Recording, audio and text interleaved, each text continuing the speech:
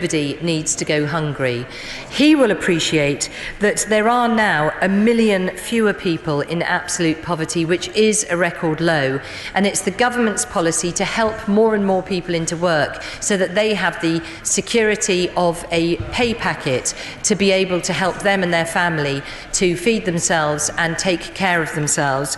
We now have 300,000 fewer children in absolute poverty, and we've taken 4 million of the lowest paid out of paying any income tax altogether, all of which is helping people to be able to meet their own needs and be independent.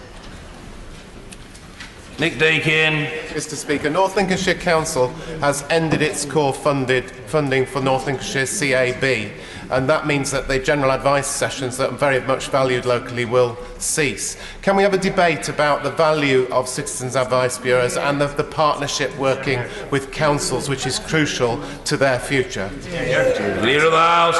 Well, he's right. Citizens' advice bureaus do fantastic work across the country, and I think we're all very grateful to them. I would encourage him to seek an adjournment debate so that he can raise his concerns directly with ministers. Ian Austin. Thank you, Mr. Speaker. When can we have a debate to finally sort out the terrible way that women who were born in the 50s have been treated in relation to their pensions? Now, I've lost count of the number of women in Dudley who left school at 15 or 16, started work straight away, did hard work all their lives. Some had to take time off to bring up kids or care for relatives. Some have been bereaved, and they've had no time to plan for these changes. I think women like that have done their bit, and it's high time the government sorted this out.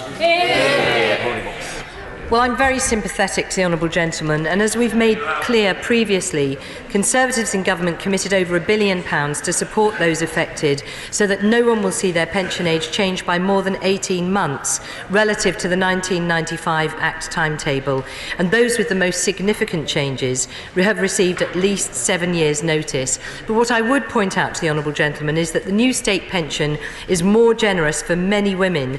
By 2030, over 3 million women stand to gain an average of £550 more per year as a result of the recent reforms. Lillian Greenwood. Speaker. Commercial radio is booming in terms of both ratings and revenue, but as a result of totally unnecessary deregulation of FM licence conditions, Global, which owns Capital, Heart and Smooth, is axing local breakfast and drive time shows. This means that studios will close completely in 10 towns and cities from Kent to Kendal, and more than 100 presenters, producers, journalists, engineers and other staff face losing their jobs in these and other locations, including Nottingham. At a time when many people feel that their area is being left behind, their concerns ignored and their voices unheard, isn't it time we debated the loss of local news and the centralisation of our media in London? Leader of the House. Well, I'm genuinely very sorry to hear about the loss of local radio stations and local news. The Honourable Lady raises a very important point. We do need to have a thriving local and regional media. I would encourage her to seek an adjournment debate so she can raise her concerns directly with ministers. Ian Murray. Mr. Speaker, could we change the name of this session to Potential Business of the House?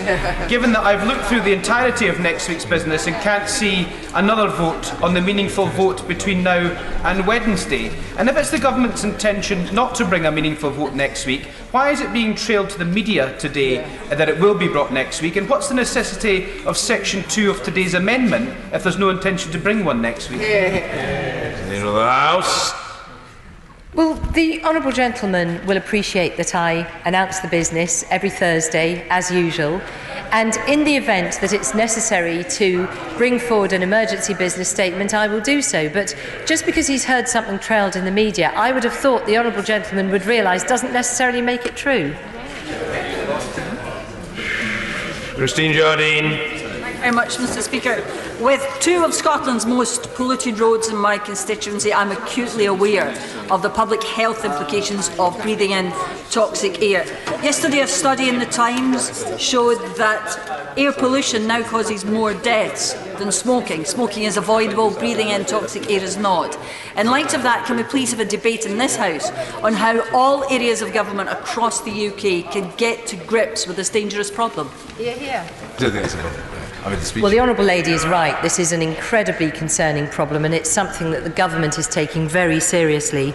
We are cleaning up our air by ending the sale of new conventional diesel and petrol cars and vans altogether by 2040, and she'll be aware that the government has a £3.5 billion spending commitment to reduce roadside emissions.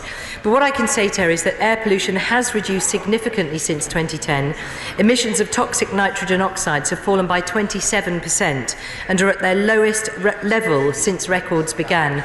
She'll also be aware that we will be introducing the first environment bill in over 20 years, which will establish a world-leading body that will hold government to account for environmental outcomes in the future. Stephanie Peacock.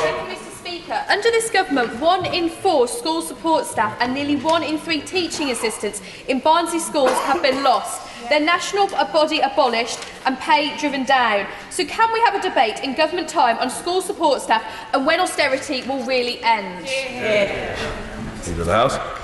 Well, the Honourable Lady will be aware that my right honourable friend, the Chancellor, announced yesterday his plans, if we do achieve a smooth transition out of the European Union, to significantly allow investments in some of our key public services because of the achievements of our economy and all of those who've worked so hard to minimise the damage done by the last Labour government. And I would like to pay tribute to all of those teaching support staff who do so much for all of our children and young people. She will be aware that the core schools budget will rise to £43.5 billion next year, its highest ever level, and that overall per pupil funding is being protected in real terms, as well as introducing a national funding formula to make sure that schools and pupils are fairly and consistently funded. Gareth Snell. Thank you very much, Mr. Speaker. Mr. Speaker, organisations like Best for Britain and People's Vote UK look, operate and sound a bit like a political party, and I believe, therefore, they should be subject to the tax and regulatory requirements of the United Kingdom. So imagine my surprise, Mr. Speaker, when my office started receiving these postcards, all postmarked from Guernsey, which last time I checked was a non-EU tax haven. So could the Leader of the House arrange for the Cabinet Office Minister to make a statement on how regulation of pseudo-political parties in this country operate so that they are truly transparent? Well, I think the Honourable Gentleman raises a really important point, and he's absolutely right to do that. My honourable friend, the Minister for the Cabinet Office, is in fact in the Chamber and will have heard his comments. But we also do have Electoral Commission questions next Thursday, the 28th of March, and I would encourage him to raise his question there. Ruth Cadbury. Thank you, Mr. Speaker. The retrospective loan charge deadline is causing unbelievable stress to tens of thousands of people who thought they were doing the right thing in respect of their tax affairs, some for up to 20 years. The all-party group has evidence that HMRC know of up to 6 related suicides, yet yesterday the Chief Exec of HMRC denied this. May we have an investigation into this and an urgent debate? Well, the Honourable Lady is right to raise this issue. I also have constituents who've come to me with concerns about the loan charge, and I'm seeing the Minister shortly myself to discuss it further with him. But she will appreciate that the issue here is one of tax avoidance, which HMRC has concluded was not legitimate tax avoidance, and it is absolutely vital that we do everything we can to ensure that people are paying the right taxes in this country. Nasha. Thank you, Mr. Speaker. Last week I asked the Leader of the House for a debate on Islamophobia, given the crisis the Tory party find themselves in, and to debate the definition for the all-party parliamentary group on British Muslims for Islamophobia. The Leader of the House somehow confused that into a Foreign Office issue, so I'd like her to give her a second opportunity to answer the question, when will this House have a debate on Islamophobia?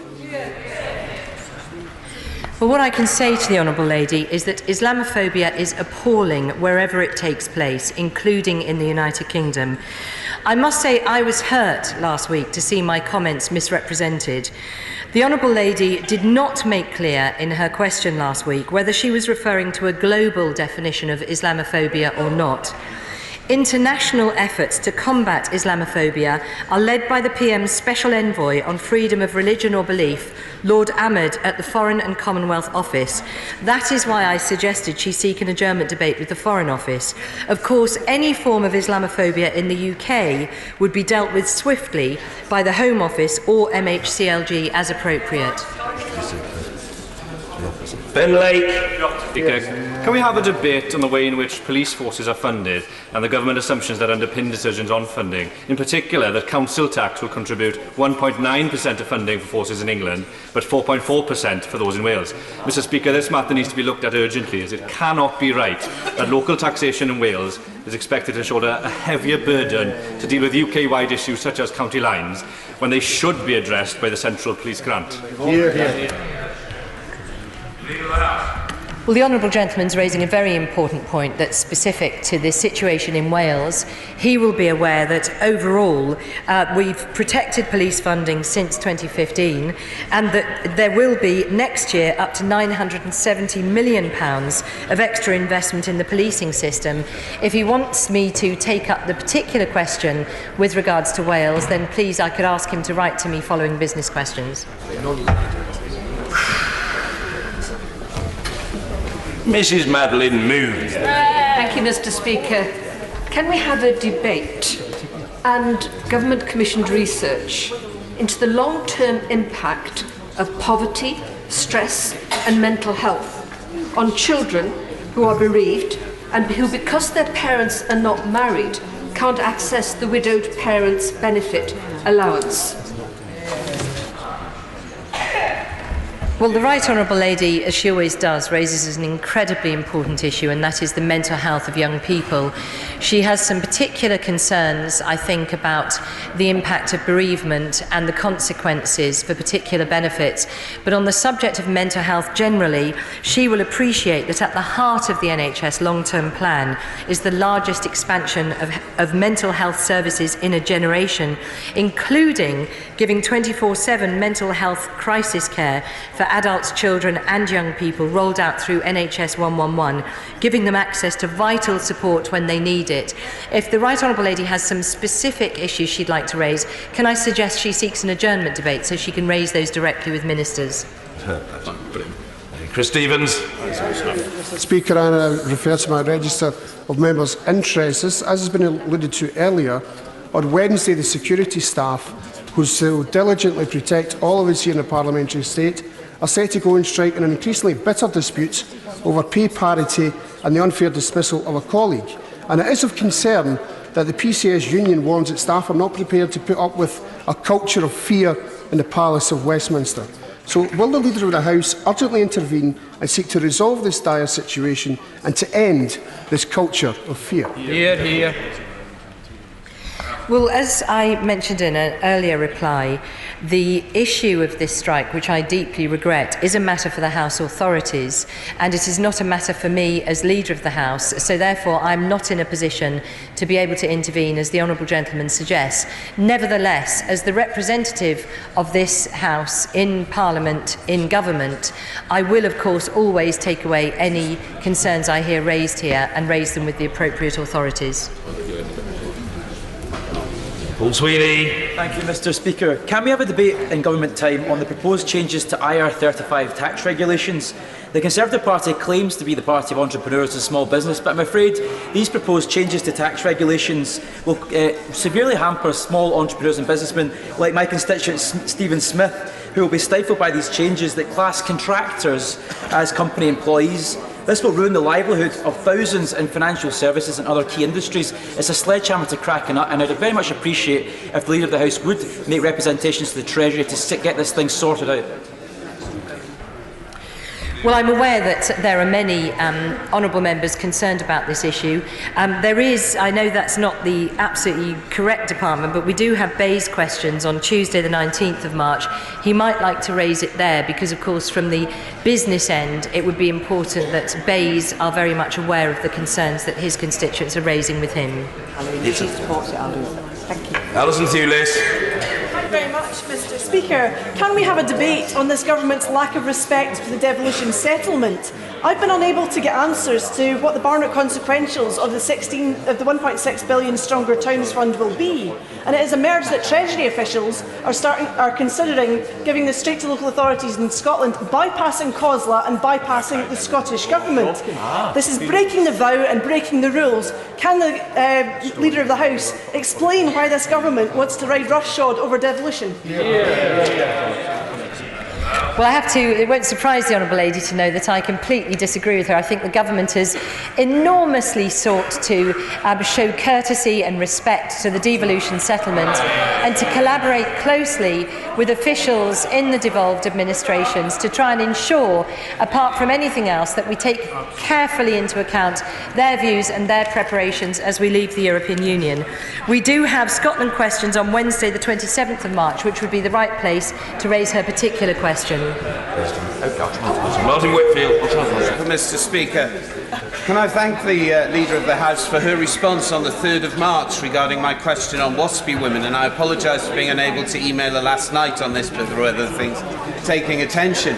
Yesterday, the Chancellor said that he was going to make no further announcements regarding to WASPy women. There he is. And I wonder whether the Leader of the House could seek a statement on the specific answers about what's affecting the WASPy women with regard to the court case and the information that's being given from the department. Well, the honourable gentleman will have noticed that the Chancellor has just stepped in and is now in his place, so will have heard what the honourable gentleman said.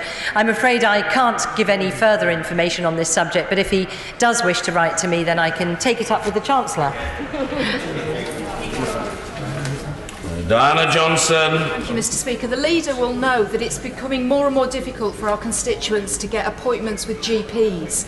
And tomorrow I have a meeting at Faith House in Beverley Road in Hull North, which is under threat of closure. So can we please have a debate in government time about what more can be done to have a joined-up approach to funding, training, recruitment and retention of GPs, to take the pressure off our A&E departments, and also make sure that areas that are under threat of losing GP practices are prioritised in any additional funding.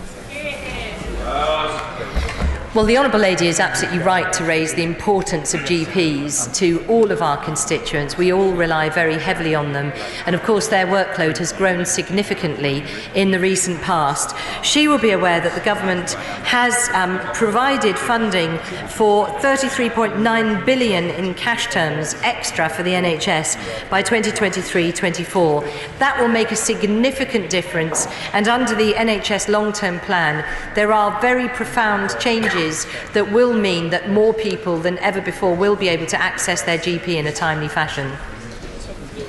Hannah Bardell. Much, Mr Speaker. Can we have a debate in government time on electronic voting? Since I and my colleagues were elected in 2015, this House has spent 205 hours, 8.5 full days or 5.5 working weeks just voting in smelly, sweaty, stuffy voting lobbies that are wasting time and thwarting democracy. Well, I'm very sorry if the Honourable Lady's lobby is smelly and sweaty. I can assure her that the government's lobby is totally charming and full of courtesy and respect. She should perhaps join us. She might enjoy the experience. I do take very seriously her point, and it is raised on a number of occasions by her honourable friends. As I've said before, were the Procedure Committee to choose to do an inquiry into electronic voting and to take views from across the House, I would of course consider very carefully their recommendations. Jim Shannon. The world celebrated last week the International Women's Day, and in this House we recognise the challenges faced by women the world over. Women still face discrimination, harassment and violence simply for being women, but also women from marginalised religious or belief communities have it even worse. They suffer because they are the wrong woman and also because they belong to the so-called wrong faith. For example, the Movement for Solidarity and Peace in Pakistan found that at least 1,000 girls from Hindu and Christian families are kidnapped and forced into marriage every year.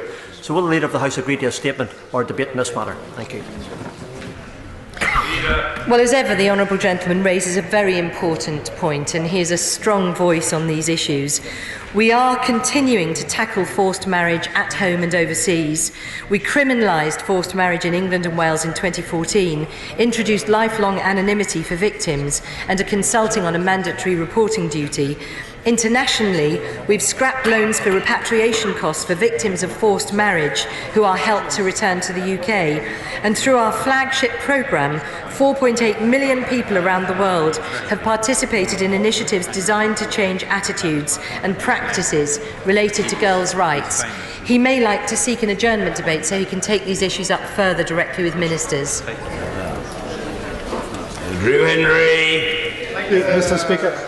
Can we have a statement on contractor liability through her government's energy company obligation scheme, ECO? My constituent Hilary Moore has had her home rendered unlivable due to work supposed to make it warmer by fitting Kingspan insulation. Due to her government's blind auction scheme, she cannot find out who to raise a complaint with. Isn't it time to have a clear redress for people who are so badly let down? The honourable gentleman is raising a very important matter for one of his constituents, and he's right that he should do so. We do have questions on bays on Tuesday the 19th of March, and I would encourage him to raise it directly with ministers there. Patricia Gibson. Thank you, Mr. Speaker. There are moves by the White House to remove rules which limit what American drug companies can charge NHS services across the UK as part of any future trade deal. This would allow big health corporations to bid for control of large parts of our NHS. Will she make a statement setting out the government's commitment to categorically rejecting such an attack on our NHS across the UK? Well, as the honourable lady will know, this government is absolutely committed to the NHS being free at the point of delivery. That has always been the case. And the NHS has had its bigger ever investment in the government's latest announcements of new funding for billions more funding. We do have health and social care questions on Tuesday the 26th of March, and she might like to raise it directly with ministers then. Mr. Andrew Slaughter. Mr. Speaker, a week ago today, a young man, Ayub Hassan, 17 years old, lost his life after being brutally stabbed in the street in West Kensington. His death has traumatised his family and the community where he lived in White City. A 15-year-old boy has been charged with his murder. Tackling the scourge of knife crime across our country is both urgent and complex. It will not be resolved by the Chancellor handing back a fraction of the money that has been taken from the police service. When will the government bring forward a comprehensive and adequate response to knife crime? Well, can I first say that the death of any young person is absolutely tragic, and through such horrendous and violent means is totally unacceptable. He will appreciate that my right honourable friend, the Chancellor, provided £100 million extra in his spring statement yesterday for urgent action to be taken by police and crime commissioners. That was really just a very specific intervention to help the situation now. The government has an enormous strategy of different interventions to try and tackle the bigger problem of young people getting into gang membership and a life of crime, including 970 million of extra investment in the policing system next year. We've launched our serious violence strategy and established a serious violence task force. We're bringing through an offensive weapons bill to make it harder to allow young people to get into a life of crime, and we're investing significant sums into local community initiatives to try and get young people away from the attraction into joining gangs and into carrying knives. The government is committed to tackling this problem at every level. Martin Doherty-Hughes. Thank you, Mr. Speaker. I'm sure the Leader of the House will join me in congratulating Lindsay Coleman of Why Sort It Youth Group in West Dunbartonshire, who became a joint national youth worker in Scotland last night, as well as Why Sort It Youth Management Board, who got the Participation Award for the whole of Scotland. This, we had time in government time to time to discuss the value and worth of investing in community youth work across the entire United Kingdom. Well, I certainly join the honourable gentleman in congratulating his constituent for their award. It's always great to hear of the success of youth workers.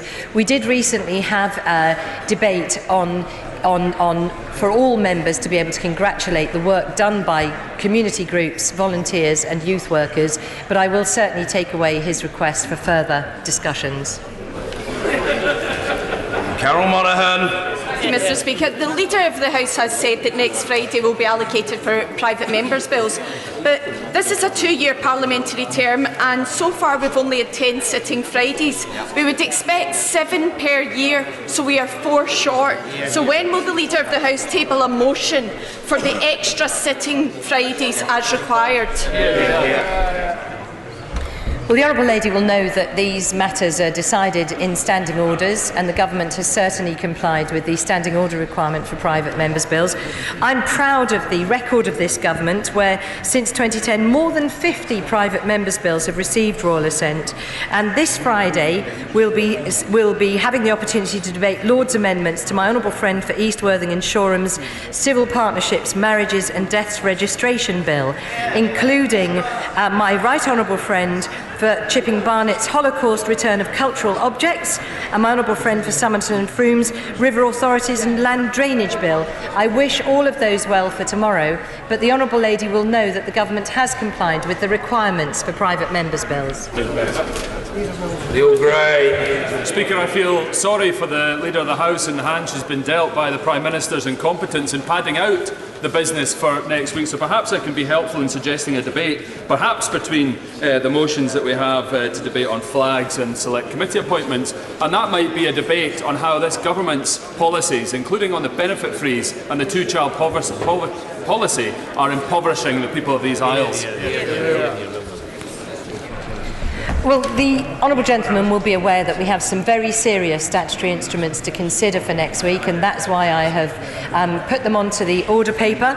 It is Work and Pensions Questions Day on Monday the 18th of March, and I would suggest he raises his specific concerns then. Gavin Newlands. Thank you very much, Mr. Speaker. My constituent invested her life savings, £60,000 into London Capital Finance and a further £20,000 into a similar company called Blackmore, marketing ISAs with 7% interest using a third party who took 25% commission. But small print said they were not ISAs, they were in fact investment bonds. LCF went into administration earlier this year after the FCA ordered the sale of the bonds to stop. But investors' money was lent to people with a connection to LCF, including its founder. Can we have a debate on this scandalous and fraudulent issue? Well, I had heard of this appalling collapse, and the honourable gentleman is absolutely right to raise it. There will be those who've really financially suffered as a result of this. I would suggest that he seeks an adjournment debate so he can raise it directly with ministers. Alan Brown. Thank you, Mr. Speaker.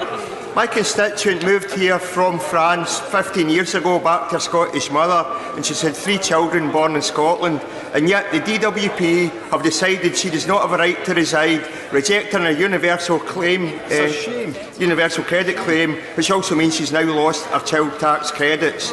With no housing benefit, she's at risk of eviction from her house, and she's relying on family support to survive. She's now applied for UK citizenship as a kind of last gasp effort at getting the right to reside here. How can her case be expedited, and when is the government going to review their pernicious immigration rules associated with universal credit? Well, I'm genuinely sorry to hear about the honourable gentleman's constituency case. We do have work and pensions questions on Monday, and I would suggest that he raises it directly with ministers there. But he will appreciate that universal credit replaces an old system that trapped people on benefits. It is a much better modern benefit based on the principles that work should always pay, and that those in support should receive it. Yeah, not now. Yes. Points of order. Point of order, Vera Hobhouse. Speaker, The Right Honourable Member for North Somerset inadvertently misrepresented my views and those of the Liberal Democrats during the winding-up speech of yesterday's debate on our withdrawal of the European Union. He stated, when she says the will of the people does not matter, it may not matter to the Liberal Democrats, but it does matter to the Conservative Party. Mr. Speaker, this is a gross misrepresentation of what I said. I said the will of the people is a fig leaf for members in this House to pursue their own Brexit agenda, and that the Brexit camp cannot agree what the will of the people is. I continue to say that more than 50% of people in this country now want to stay in the European Union. Order. The Honourable Lady must resume her seat. Forgive me. I am trying, as I always do, to accommodate the House. Can I very politely appeal to the Honourable Lady to have some regard for the sensibilities of the House and the desire of colleagues to progress business? I'm sorry if she is disquieted by something that someone said about her which misrepresents her views, and I accept that that is irksome for her, but it doesn't threaten the future of her Bath constituency. We know the Honourable Lady's views. She expresses them with force and will have other opportunities to do so. Can we please leave it there and take a wider view of the mission of the House today than to have a lengthy exchange on points of order? I really have tried to be extremely accommodating to the Honourable Lady, but I think we must let it rest there. No, I'm not debating it with the Honourable Lady. I've given a ruling. Point of order, Mr. Martin Doherty-Hughes. Thank you, Mr. Speaker. You will know that the independent inquiry in child sex abuse is at this moment in time taking evidence. Yesterday, a sitting member of the House of Lords was giving evidence in which they publicly stated under oath that they knew that a former member of this House had conducted child sex abuse. As I have said, that person now sits within the legislature as a legislator within the other place. Indeed, they contradicted themselves in June 4th, 2018, when they publicly stated that such allegations were based on scurrilous hearsay and tittle-tattle.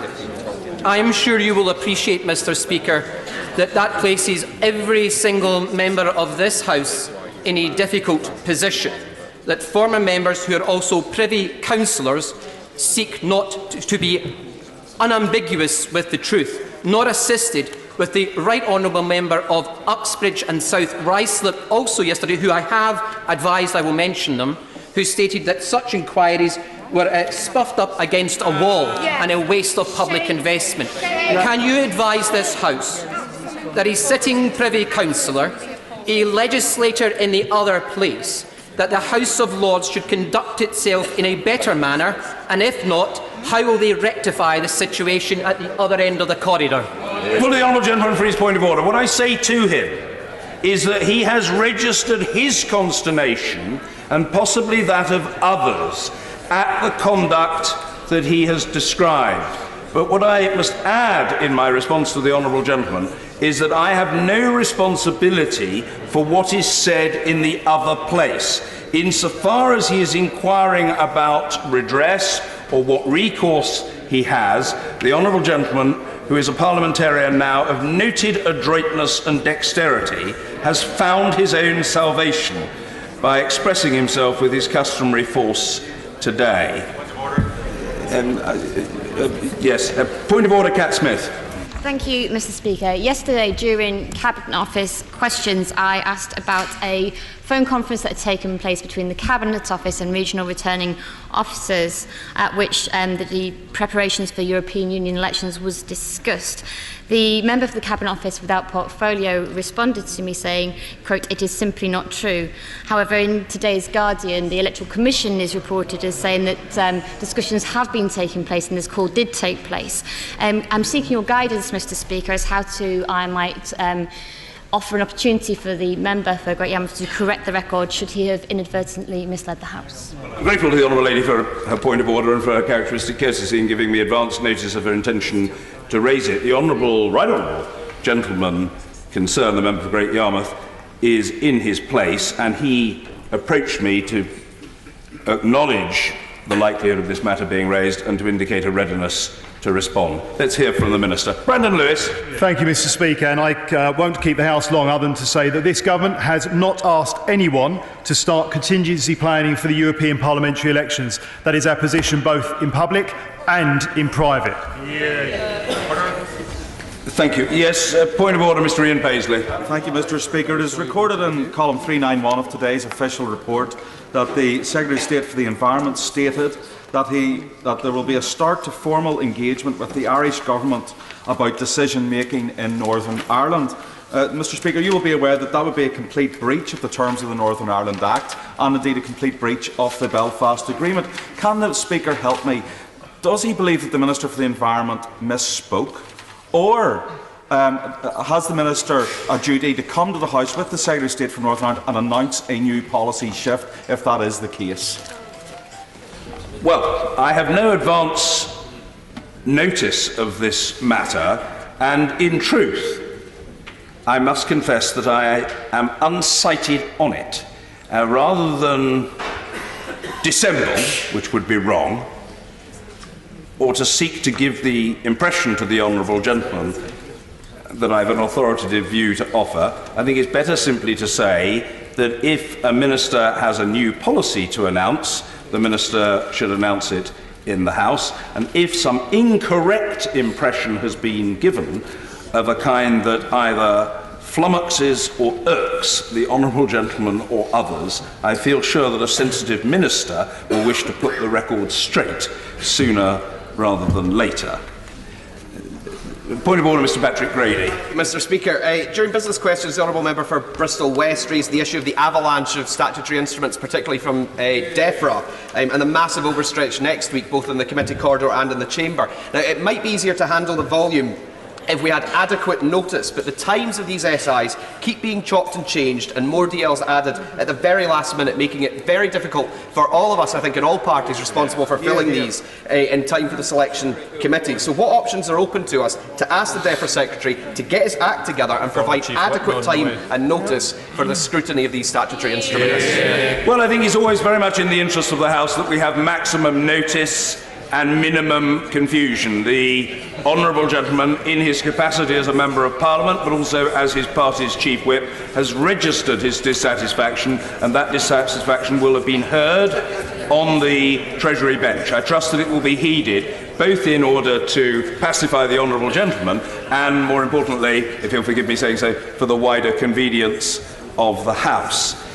I was looking in the direction of somebody who I thought might be planning to raise a point of order, but the honourable member in question does not appear to be here at this time. So we will now proceed, colleagues, with the business, beginning with the business of the House today motion, to which no amendments have been tabled. So the business of the House motion to be moved. I beg to move. The honourable gentleman wishes to move it formally. The question is the business of the House today motion as on the order paper. As many as are of that opinion say aye. Aye. Of the contrary, no. I think the ayes have it. The ayes have it. We come now to the main motion. Number. We come now to number 2 motion, the business of the House for today on the UK's withdrawal from the European Union. I inform the House that I have selected the following amendments. Amendment H, in the name of the Honourable Member for Totnes. Amendment I, in the name of the Right Honourable Member for Leeds Central, to which a manuscript amendment in line 2 at beginning insert for a period ending on 30th of June 2019 has been submitted in the name of the Honourable Lady for Manchester Central, Lucy Powell, which I have selected. This will be distributed shortly. Amendment E, in the name of the Leader of the Opposition, and Amendment J for Jemima, in the name of the honourable member for Rhondda. If Amendment H were agreed to, Amendments I and E would fall. If Amendment I were agreed to, Amendment E would fall. To open the debate... On a point of order. Very well, if the right honourable gentleman wants to raise a point of order. I'm grateful, Mr. Speaker. Mr. Speaker, I express some disappointment that you have chosen not to select Amendment B,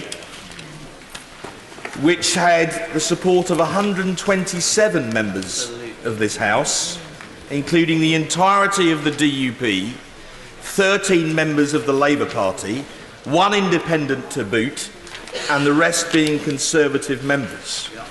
It therefore had far more signatures than any other amendment on the order paper, and it had 3 different parties supporting it. So, well, often when you've given guidance on how you select amendments, and we accept that the final decision is yours, you are the referee, but you often said that you look at whether or not the House wants to decide a question, then you look at the number of colleagues who signed an amendment, and then you look at the breadth. So 127, cross-party, and the House clearly wants to decide it. So can I ask for clarification? You made a decision, sir, and we must abide by it. But you have picked Amendment H. Leave out from House to end and add instructs the Prime Minister to request an extension to the Article 50 period of the European Council in March 2019 sufficient for the purposes of legislating for and conducting a public vote. We thought our amendment was even clearer, but in effect, H does represent a vote this afternoon, in principle, in this House on whether or not to have a second referendum. Is that interpretation correct? Well, I'm very happy to respond to the right honourable gentleman. First, let me thank him for his courtesy in raising the matter in the way that he has done. Secondly, what I say to the right honourable gentleman, whom I reminded recently I first came to know 35 years and 6 months ago, is that it is not uncommon for a member of this House to be mightily pleased when his or her amendment is selected, and notably displeased when it is not. I hope the right honourable gentleman, who is an extremely experienced member of this House, whom I greatly respect, will understand when I say that members do have to take the rough with the smooth. The right honourable gentleman was much exercised yesterday about the prospect of an amendment dear to him being able to be voted upon by this House. I selected that amendment, and although there was scope for different interpretations as to whether it conflicted and was incompatible with the verdict on an earlier amendment, I exercised my discretion and allowed that amendment to be put to the House so that the House's will could be tested. That brought a smile to the face of the right honourable gentleman. Today he is disappointed that his amendment, or that of others, but which he supports, has not been chosen. He's perfectly right to say that numbers are a factor, and he simply repeats what is a matter of fact, the range of parties from which its signatories are drawn. The chair has to make a judgment on a variety of criteria. Numbers are not the only factor. Breadth of support is a factor. This place works on the assumption that the chair does his or her best to facilitate debate and to allow the House to speak. I have tried to make a fair judgment with a range of different points being canvassed and the opportunity for the House to decide upon them.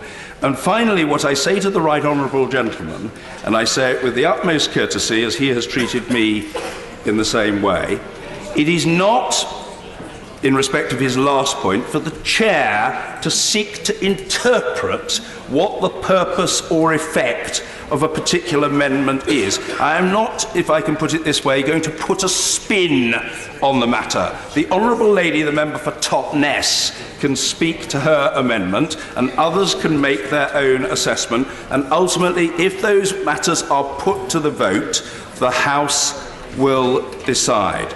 I have done, I am doing, and I will always do my best to be fair to the miscellany of different points of view represented in this House. I think we should leave it there for now. No, I'm not. Order.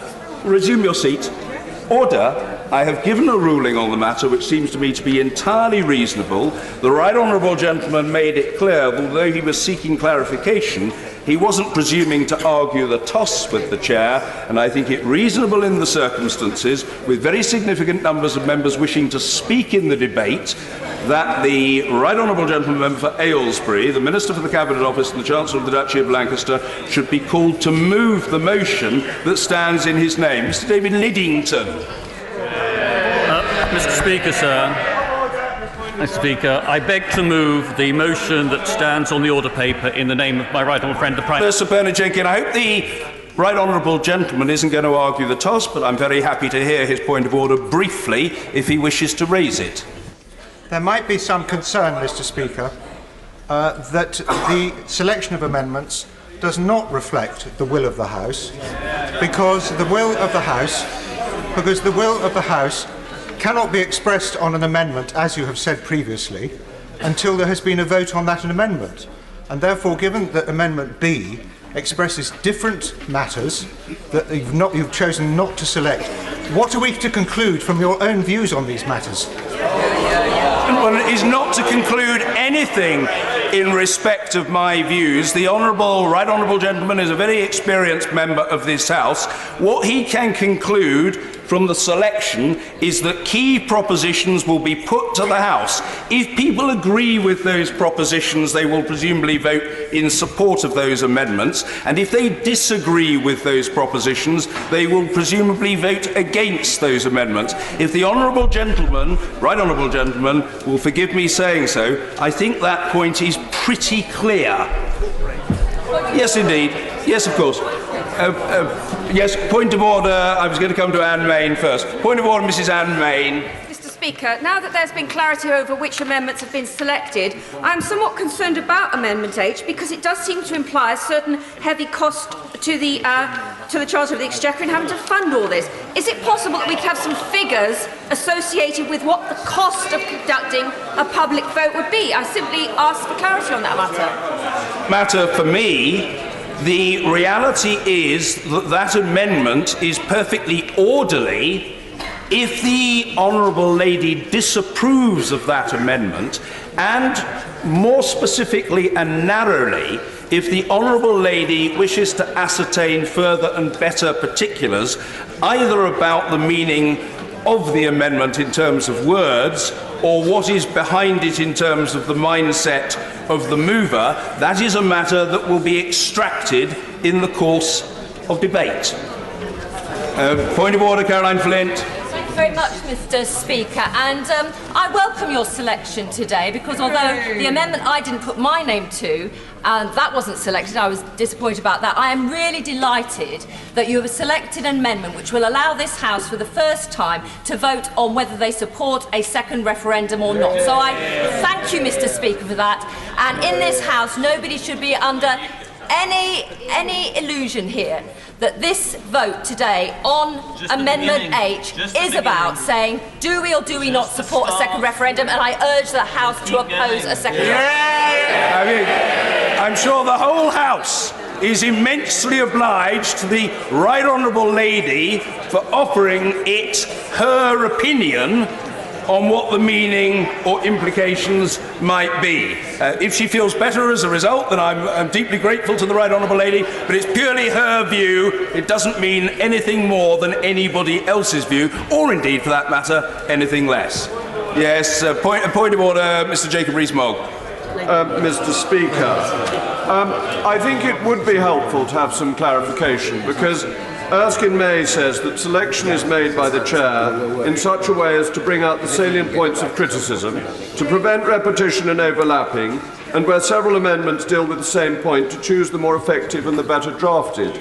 I understand that your predecessor gave a memorandum to the Select Committee on Procedure in 1966 to 67 on how amendments were selected, and I wondered if it might be helpful, Mr. Speaker, if you were to update your advice so that in future we would be clearer as to how these decisions are made. I think there's been any notable complaint of ambiguity thus far. I confess, I say to colleagues and to those attendant to our proceedings that I've been accused of many things over the years, but ambiguity and unspecificity and lack of clarity in saying what I mean has not been one of them. It's not been one of them. Now, if the honourable gentleman, the member for North East Somerset, thinks that I need to speak a little more clearly and to enunciate more satisfactorily, I'm always happy to benefit from his wise counsel in these matters. However, as far as procedure is concerned, I am comfortable that a perfectly proper decision has been made after due reflection, considerable reflection this morning, and consultation with my professional advisers. The honourable gentleman's view as to about which amendment is better worded or likely to be more effective is a view, and I treat it with respect, but I don't think it is definitive so far as the choice today is concerned. If more widely he thinks that a manual on this matter for the future would be of use, that would be a matter that I would be happy to discuss with him over a cup or mug of traditional tea. A point of order, Dr. Caroline Johnson. Thank you, Mr. Speaker. It's a point of detail, really, and just to contextualise the situation. I'm interested, as a relatively junior member of this House, to understand how these decisions are made further. There are, according to my colleague, 127 people who have signed Amendment B. On a quick count-up of the other names which appear on all of the other amendments tabled in this amendment, there are less than that between all of them, many of which are repetition. How do you determine what represents the will of the House when there are more people who have signed one amendment than signed all of the others? Grateful to the honourable lady. I don't think that there is an ambiguity on this matter. First of all, I've already made the point, which I think she heard me make, that numbers are a factor. They're not the only factor. Breadth is important too. And I have selected an amendment on this subject to which there is breadth, and that seems to be a valid choice. So far as the wider policy position is concerned, as the honourable lady will be well aware, her own party, the government that she supports, has a clear view on this matter.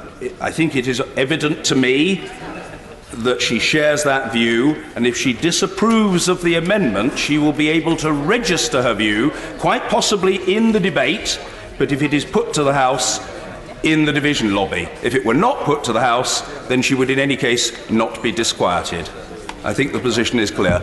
A point of order, Charlie Elphick. Mr. Speaker, can I welcome your selection of Amendment I, which the whole House should not also be under any illusion is in fact a disguised amendment aimed at securing a second referendum. But can I just seek your guidance on this one point, which is the amendment in the name of my honourable friend, the member for North East Somerset, which you have not selected, has twice as many signatures on it, is cross-party, and is also very clear in its intent. So can you explain in relation to the memorandum which your predecessor submitted in times past, my honourable friend, the member for North East Somerset, referred to, would you be able to update the House in terms of the guidance and in terms of the basis on which selections are made? I've already explained those matters. I don't wish to be unkind to the honourable gentleman who I've known well for many years, but I think he is misleading himself, and I wouldn't want him to be afflicted by that curse. I think that when he refers to the honourable member for North East Somerset's failed amendment, as in non-selected, I think he means North East Derbyshire. But it's quite important. Somerset and Derbyshire are quite a long way apart from each other, but there you go. But I've already explained the basis on which the Chair tries to make a judgment to facilitate the key issues being debated in the Chamber. And I have said it may be that the honourable gentleman doesn't like my answer, but that is my honest answer, which I would defend to this House and indeed to the world. More widely, I say to the honourable gentleman, he's an extremely assiduous member, but I'm not sure the right honourable gentleman member for Leeds Central, who is a great gentleman in this House, will take particularly kindly to the characterisation that the honourable gentleman for Dover has offered of that amendment. I very much doubt the right honourable gentleman would accept that characterisation. So it's his opinion. If he is called to speak in the debate, he will have an opportunity to express his opinion, and I hope that will satisfy him at least for now. Very well. Point of order, Mr. Richard Graham. I understand, Mr. Speaker, from the vote office that one of the amendments, and I think it's Amendment I, has subsequently been amended from the list of manuscript amendments that is currently available at the vote office, and that they are intending to distribute the revised amendment in due course. Could you confirm if that is correct? I don't wish to be unkind to the honourable gentleman. I'm not quite sure at what point in the proceedings he graced us with his presence, and it's a great pleasure to welcome the honourable gentleman. I don't know when he... Well, if the honourable gentleman is signalling that he was in the chamber at the time that I referenced the selection, he will have heard what I said on that matter, and therefore it requires no repetition. If he wasn't here, I can reference back to what I said when I made the announcement of the selection, about which he is most welcome to consult colleagues. I've just heard one right honourable member say, well, the selection has already been announced, and therefore the member was a little quizzical as to why the honourable gentleman is rather belatedly raising the matter. I've already announced the selection. I've said that an amendment to an amendment has been submitted and that copies thereof would shortly be distributed. I hope that that is now clear and satisfactory to the honourable gentleman, and the fact that he's now broken out into a smile warms the cockles of my heart and no doubt the cockles of other parliamentary hearts to boot. Point of order, Mr. Bob Blackman. Mr. Speaker, for the assistance of the House, given that yesterday the Right Honourable Lady, the member for Meridian, chose not to press her amendment, but other colleagues chose to, can you advise the House what will happen at the end of proceedings were proposers of amendments who are called to speak choose not to actually press their amendments? Who would be entitled to press their amendments if the proposer chooses not to? The convention, I think, would be that another signatory to the amendment would be entitled to test the will of the House.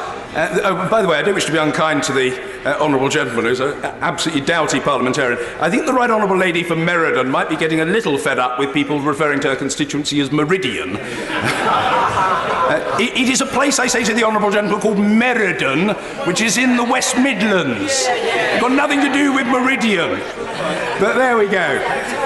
The right honourable lady, the member for Meriden, did not wish to submit her amendment to a division of the House.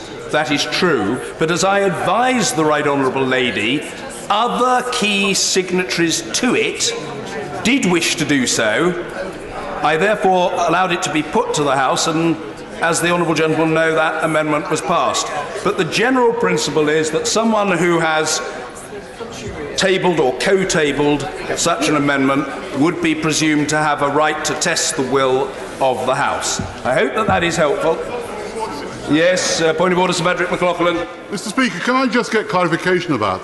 Because my understanding is once that motion is accepted by you, it isn't the signatories on that debate, it is actually the property of the House. And therefore any member, not just those who had signed it, any member of the House could force that division. I think that's true in relation to orders of the day. Yes, I think that's true in relation to orders of the day. But as far as today is concerned, I hope the right honourable gentleman, very experienced in these matters, will be satisfied with the explanation, or indeed the description of circumstance that I have offered to the House. It does seem to me that it is not something that need vex us any further today. It is quite clear that if somebody has an amendment and wishes to put it to the vote, it can be put to the vote, and if the lead sponsor does not wish to do so but others do, it can be put to the vote. I hope that that is helpful to the right honourable gentleman and to the House. And now I think, in respect to the Minister of the Cabinet Office and the Chancellor of the Duchy of Lancaster colleagues, I invite him to open the debate and to move the motion. Mr. Liddington. Thank you, Mr. Speaker. I beg to move the motion that stands on the order paper in the name of my right honourable friend, the Prime Minister. This motion arises because last night this House voted to reject the United Kingdom leaving the European Union without a deal. And so, in line with the commitment made by my right honourable friend, the Prime Minister, and in line then with the motion that this House subsequently passed last Thursday, the House today must consider the issue of extending Article 50. I want to, I will give way to the honourable member friend of the South, but before I do so, I want just to say to honourable members on all sides of the House that my intention will be to set out first the government's case for the motion that we have tabled today and the nature of the decision that we believe faces all of us as members of this House. And then I will come on to address the various amendments that you, Mr. Speaker, have selected for debate today. So I hope that colleagues will contain any impatience. I will come to speak about the amendments, but I want to set out the government's case, so I will give way to the honourable gentleman. I'm very grateful to the Minister because he did mention today's motion, so I wonder if early in his remarks he could clear up the confusion around item 2 in the motion, which suggests that the EU withdrawal agreement and the political declaration, not a withdrawal agreement political declaration that's currently on the table, the only one that's on the table, will have to be voted on again by the 20th of March. Will he be bringing meaningful vote 3 before the 20th of March? I hope that once I'm able to make a little bit of progress beyond my introductory paragraph, that I will be able to provide the honourable gentleman and others with an explanation of the different elements of the government's motion. Mr. Yes. The Minister for giving way, and it provides a very early opportunity for the Minister to clarify in setting out the government's case for us. He will know that a Cabinet Minister yesterday from that dispatch box basically said that more powers would be given to Dublin to be exercised over Northern Ireland. Now, the Minister will know how insulting that is to members who sit on this bench. And he will also know, the Minister will also know, that it's the members who sit on this bench that keep his party in power. Would the Minister care now to clarify that the Secretary of State misspoke from that dispatch box and that there will be no involvement in the internal affairs of Northern Ireland and its governments? Mr. Speaker, I want to say two things in response to the honourable gentleman. First of all, I think that the government's position has been absolutely consistent on this, from the Prime Minister down, that we stand by every aspect of the three-stranded process embodied in the Belfast Good Friday Agreement and by the peace-building process in Northern Ireland. And I can put on the record, Mr. Speaker, that there are absolutely no plans at all to transfer additional powers or rights to the Government of Ireland. There are certain rights of consultation that flow from the three-stranded process, and those clearly we need to observe. On the specific comments that the honourable gentleman attributed to my right honourable friend, the Environment Secretary, he will recall I was not in my place here yesterday because I was attending a family funeral. But I'm sure that my right honourable friend will hear of the honourable member for Antrim North's intervention. I shall make sure that he does so he can consider whether he needs to make any further comment on that subject. I will give way once more, and then I really do want to proceed with the substance of the debate. I'm grateful, but he can help the House here. Now that I'm not arguing with the referee, I've accepted the referee's decision. Now that we have, though, Amendment H is, in effect, a vote in principle on whether or not to have a second referendum, because it calls for the time to legislate for it and for it to take place. So it's clear what it's asking for. That being the case, as it's been the government's long-standing policy to oppose a second referendum, will the Chancellor of the Duchy confirm now at the dispatch box that the government will oppose Amendment H and will whip its MPs accordingly? And Mr. Speaker, as I indicated earlier, I plan to address Amendment H along with the other amendments that you've selected later on in my speech, but I hope that it will provide some reassurance to my right honourable friend if I say that the government's collectively agreed policy as regards a second referendum has not changed. Mr. Speaker, I should be clear that in seeking an extension to Article 50 is not something that the government ever wanted to have to do. We believe that we negotiated a good deal for this country, and one that also respected the result of the referendum and would have allowed the United Kingdom to leave the European Union on the 29th of March this year.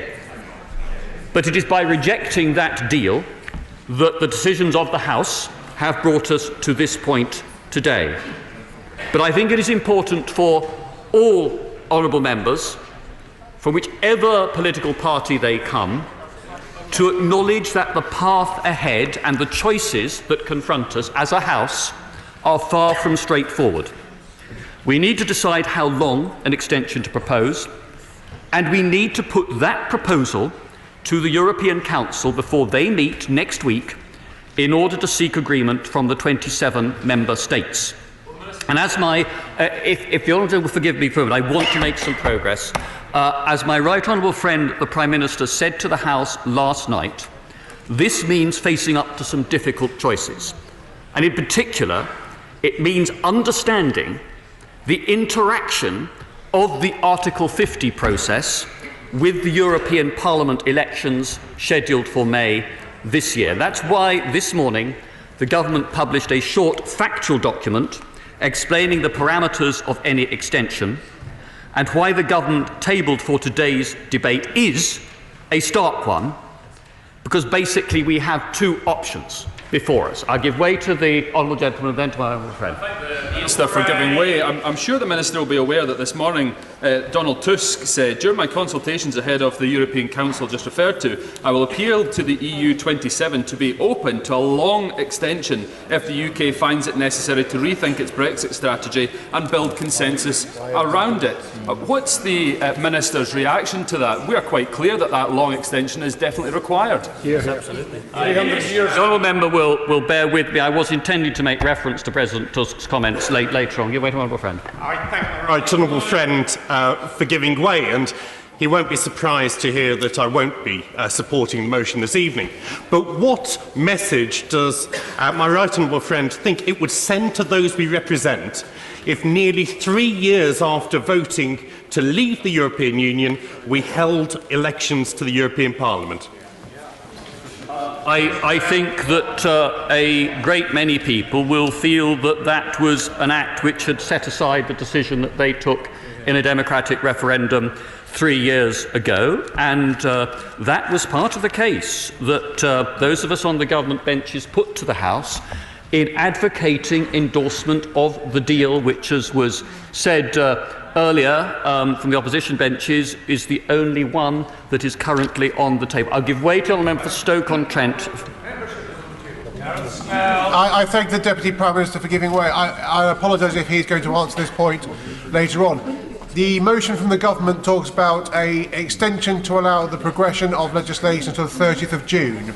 But the letter exchange between Donald Tusk and Jean-Claude Juncker says that we would have to be out by the 22nd of May to not trigger the obligation to take part in Euro elections. Could he explain the difference in those dates, please? It's a perfectly serious question, but again, I really do appeal for patience from honourable members, because I do want to set out the reasons for the government's choice of motion and the nature of the choice before the House in detail. I'll give way one last time to the honourable member, then I'm going to make progress.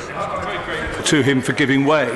In terms of what people were expecting during the election, he will be aware that the Vote Leave campaign made it clear that leaving the EU would be a careful change, and we wouldn't leave until our future relationship was resolved. Even on their website now it says there is no need to rush, we must take our time and get it right. So didn't people who voted leave absolutely understand that we will take our time to get this right before we made any rash decisions? With all respect to the honourable member, I am responsible for perhaps for many things as a member of the government, but I suspect not one of my honourable friends would want me to assert responsibility for what the Vote Leave campaign has said at any stage in the past or the present. Mr. Speaker, I'll give way to Chair of the European Scrutiny Committee, and then I do want to make. I am respectful. Would my right honourable friend, in relation to this pamphlet or whatever it is that he's producing today, confirm now on the floor of the House that the fact that exit day may or may not be extended does not affect the fact that under Section 1 of the Withdrawal Act 2018 that got royal assent on the 26th of June last year, that the repeal of the European Communities Act takes effect, notwithstanding any extension of time as prescribed by that Act? Well, I'd say to my honourable friend, of course, the government has given a commitment that in the event of the House voting in favour of extension and this is not a given, the European Council agreeing to an extension, that the government would bring forward the necessary legislation in line with the expressed wishes of the House. I'll give way to the honourable member for Heelan Yar, and then I'm going to make progress. The right honourable gentleman of the dispatch book said a few moments ago that there's just one deal available. That's not the full picture. There is the other deal available, which is the deal that is enjoyed by 27 other members of the European Union, and that's full membership.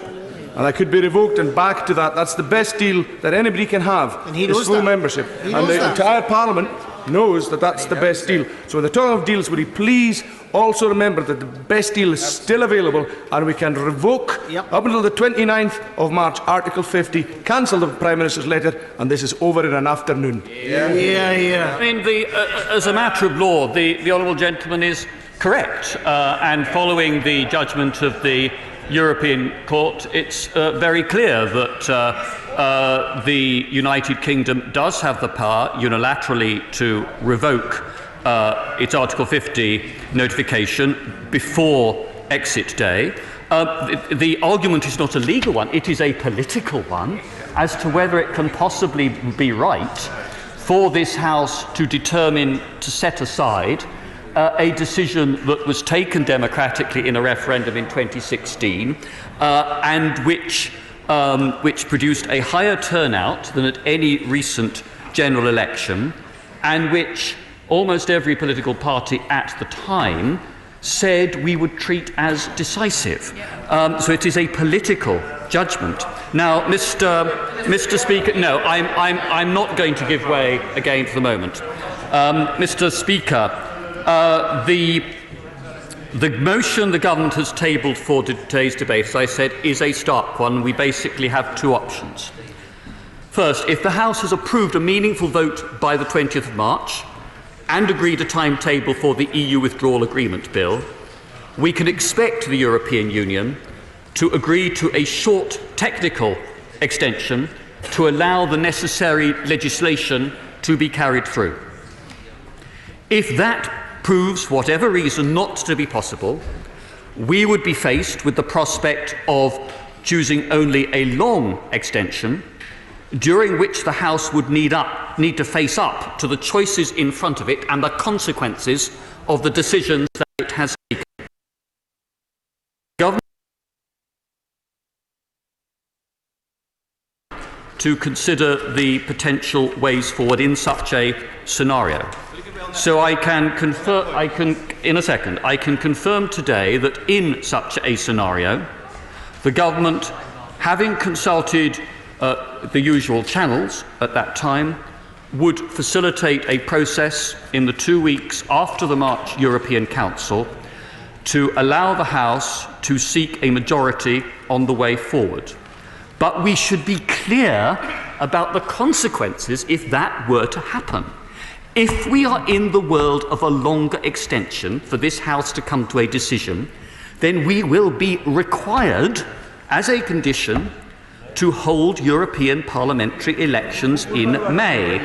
And as the note published on this issue by the government today sets out, we would need to begin preparing for those in early April. In other words, we either deliver on the result of the referendum, giving people and businesses across the country the certainty they are calling for, and move on as a nation, or we enter into a sustained period of uncertainty, during which time the government would work with this House to find a way through, but which I fear would do real damage to the public's faith in politics and trust in our democracy. I will give way to my honourable friend for Dover, right honourable friend for Gainsborough, then to the Father of the House. Thank my right honourable friend for giving way. In relation to the possibility of having to conduct European elections if the extension went past May 23rd, can you tell the House, is the Cabinet Office prepared for that? On what date would such elections take place, and how much would it cost? I don't have the figures on cost to hand, and those I think would be a matter of record that the Electoral Commission would have available on its website. But we would have to make those elections possible. Not something the government wishes to do at all. Would require secondary legislation to be laid before this House in mid-April this year. I'll give way to my old friend.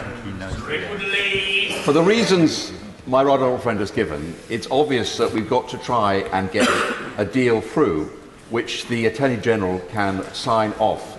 I'm not asking for the Secretary of State to give a detailed legal opinion, but is he aware, or will he note, that the unilateral declaration which we've now lodged does give us an opportunity to beef up that declaration and to make clear that we do have a unilateral right of exit from the backstop. If we could do that, I'm sure we could reassure colleagues, particularly our colleagues in the Democratic Unionist Party, and make progress.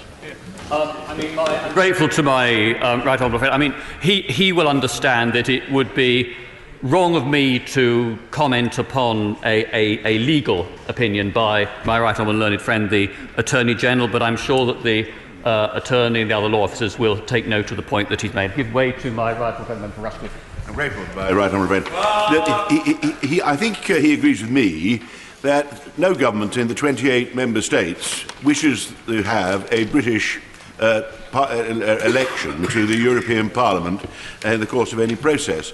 But the obligation he refers to is, I think, based on the treaty, and it's a comparatively minor amendment to that treaty to say that it make it not apply to a country that submitted an Article 50 application. I see no reason at all why very rapid unanimity could not be achieved in the Council of Ministers to agree to that, and the treaty amended, and the problem that he's warning us of easily averted. Can I say to my right friend, I mean, I am second to none in my admiration for acknowledgement of his experience in this House. But could I say to him as this, having served 6 years as Minister for Europe, there is no such thing as a simple and easy change to the EU treaties. I was present in the United Kingdom seat when a very minor change of about half a sentence was made to the treaties to accommodate the needs of Eurozone countries and ensure that what they wanted to do had an effective treaty basis. That process took roughly 13 months or so from the time that it was initiated until the time that it took effect. The reasons for that are that not only do the treaties require a process of treaty change to go through a particular and detailed EU primary legislative process, but that a change to the treaties also involves national ratification by the member states concerned. And I remember having to take a short bill through this House, even though the treaty change that was at stake was something that did not apply to the United Kingdom, but only to the member states of the Eurozone. So for that reason, I don't think that the sort of rapid treaty change which my right honourable and learned friend would hope for, in practice actually exists an opportunity. I'm going to give way to the... can I give way to the Chair of the Select Committee, the Honourable Member for Plaid Cymru, and then the Honourable Member for Streatham?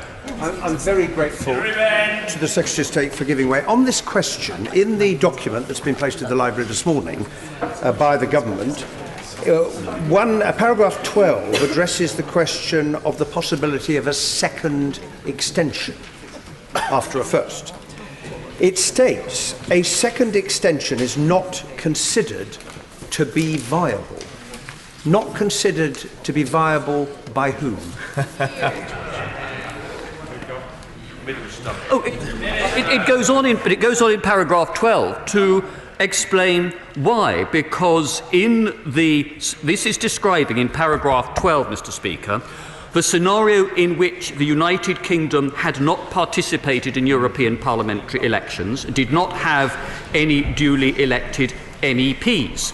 In that case, a second extension is, we believe, on all the feedback that we've had from the European Union, not considered to be viable, because without UK MEPs being present from the date at which the newly constituted European Parliament met, namely in a plenary on the 2nd of July, the EP would be improperly constituted. And it is for that reason that we do not see any willingness, or indeed any legal power under the treaties, for the European Union to agree to a second extension if we were in those circumstances at that date. I give way to the honourable gentleman. Marvin.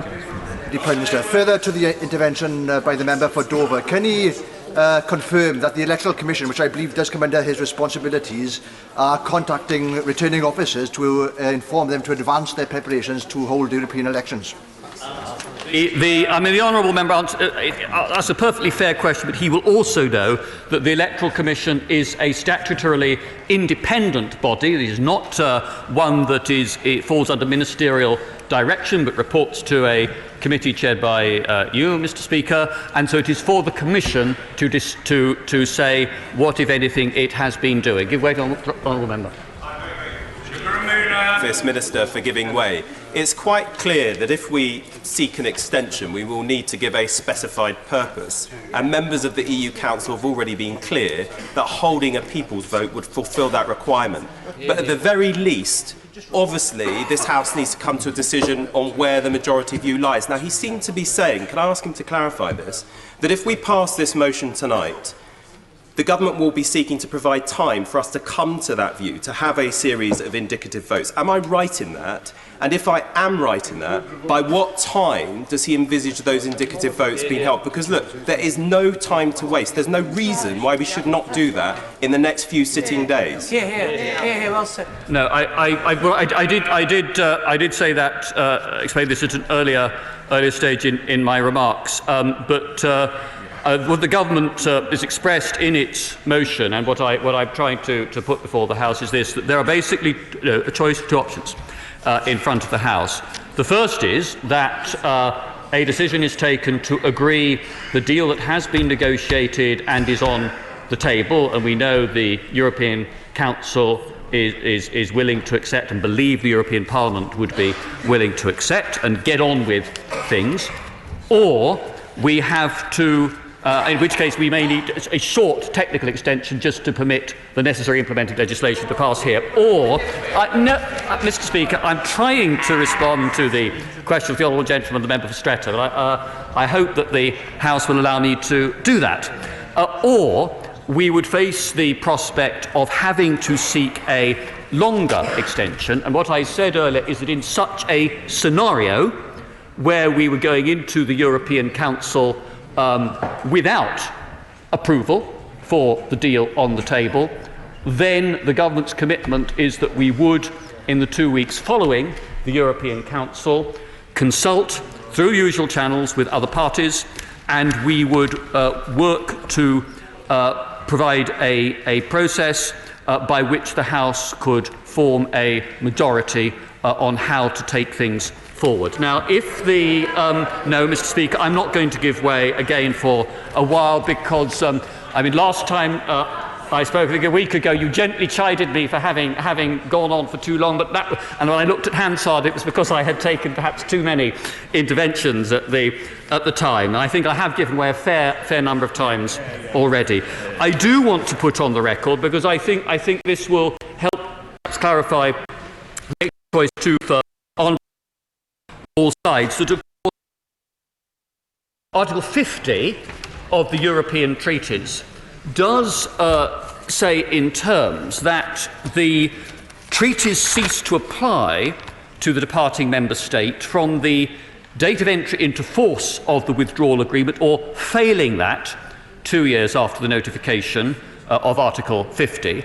So in other words, it's the sooner of conclusion and entering into force of the withdrawal agreement, or the 2-year deadline. And logically, it therefore follows that were an extension of any length to be negotiated and agreed, then it would always be possible for the House and the other place to bring about an earlier conclusion to that extension than the specified deadline by agreeing to a withdrawal agreement at that earlier date. Now, Mr. Speaker, no, I'm not giving way again for a while.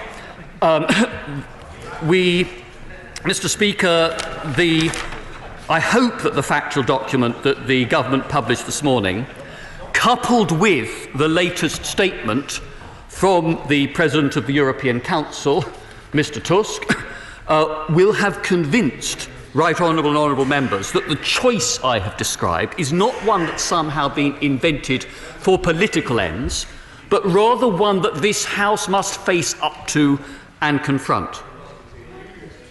I want to take a moment to set out to the House the reasons why the choice is so binary, and that does mean explaining in a bit of detail the interaction with the European Parliament elections. Now, those elections will take place across the EU on the 23rd to the 26th of May, and the new European Parliament will meet for the first time on the 2nd of July. And it is, as my right honourable friend, the Father of the House, said earlier, it is a fundamental requirement under the European Union treaties that EU citizens are represented in the European Parliament. It derives from Article 9, which says that every national of a member state shall be a citizen of the Union, and citizenship of the Union shall be additional to and not replace national citizenship. And then from Article 10, paragraph 2, which says that citizens are directly represented at Union level in the European Parliament. And the subsequent legislation that the European Union has passed is founded upon those key principles set out in the treaties, the primary law, which every member state of the European Union has to comply with, and which has primacy over any domestic law to the contrary.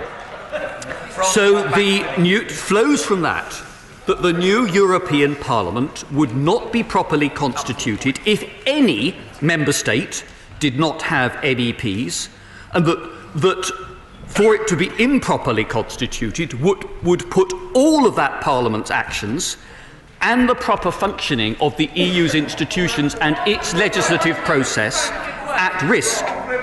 And there's no legal mechanism by which the UK could return MEPs to the new European Parliament other than by participating in the election. So the upshot is that the longest extension that we could propose without holding those elections is until the end of June. And if we did that, it would not be possible to extend again, because I said in response to the earlier intervention, to do so without having elected MEPs would compromise the proper functioning of the EU's institutions and its legal processes. And, Mr. Speaker, in the absence of a deal, seeking such a short and critically one-off extension would be downright reckless and completely at odds with the position this House adopted only last night, making a no-deal scenario far more rather than less likely. Not only that, Mr. Speaker, but from everything we've heard from the EU, both in public and in private, it is a proposal they would not accept. Now, I'm going to give way to my honourable friend, then to the honourable lady. Right honourable. I'm very grateful for my right honourable friend giving way.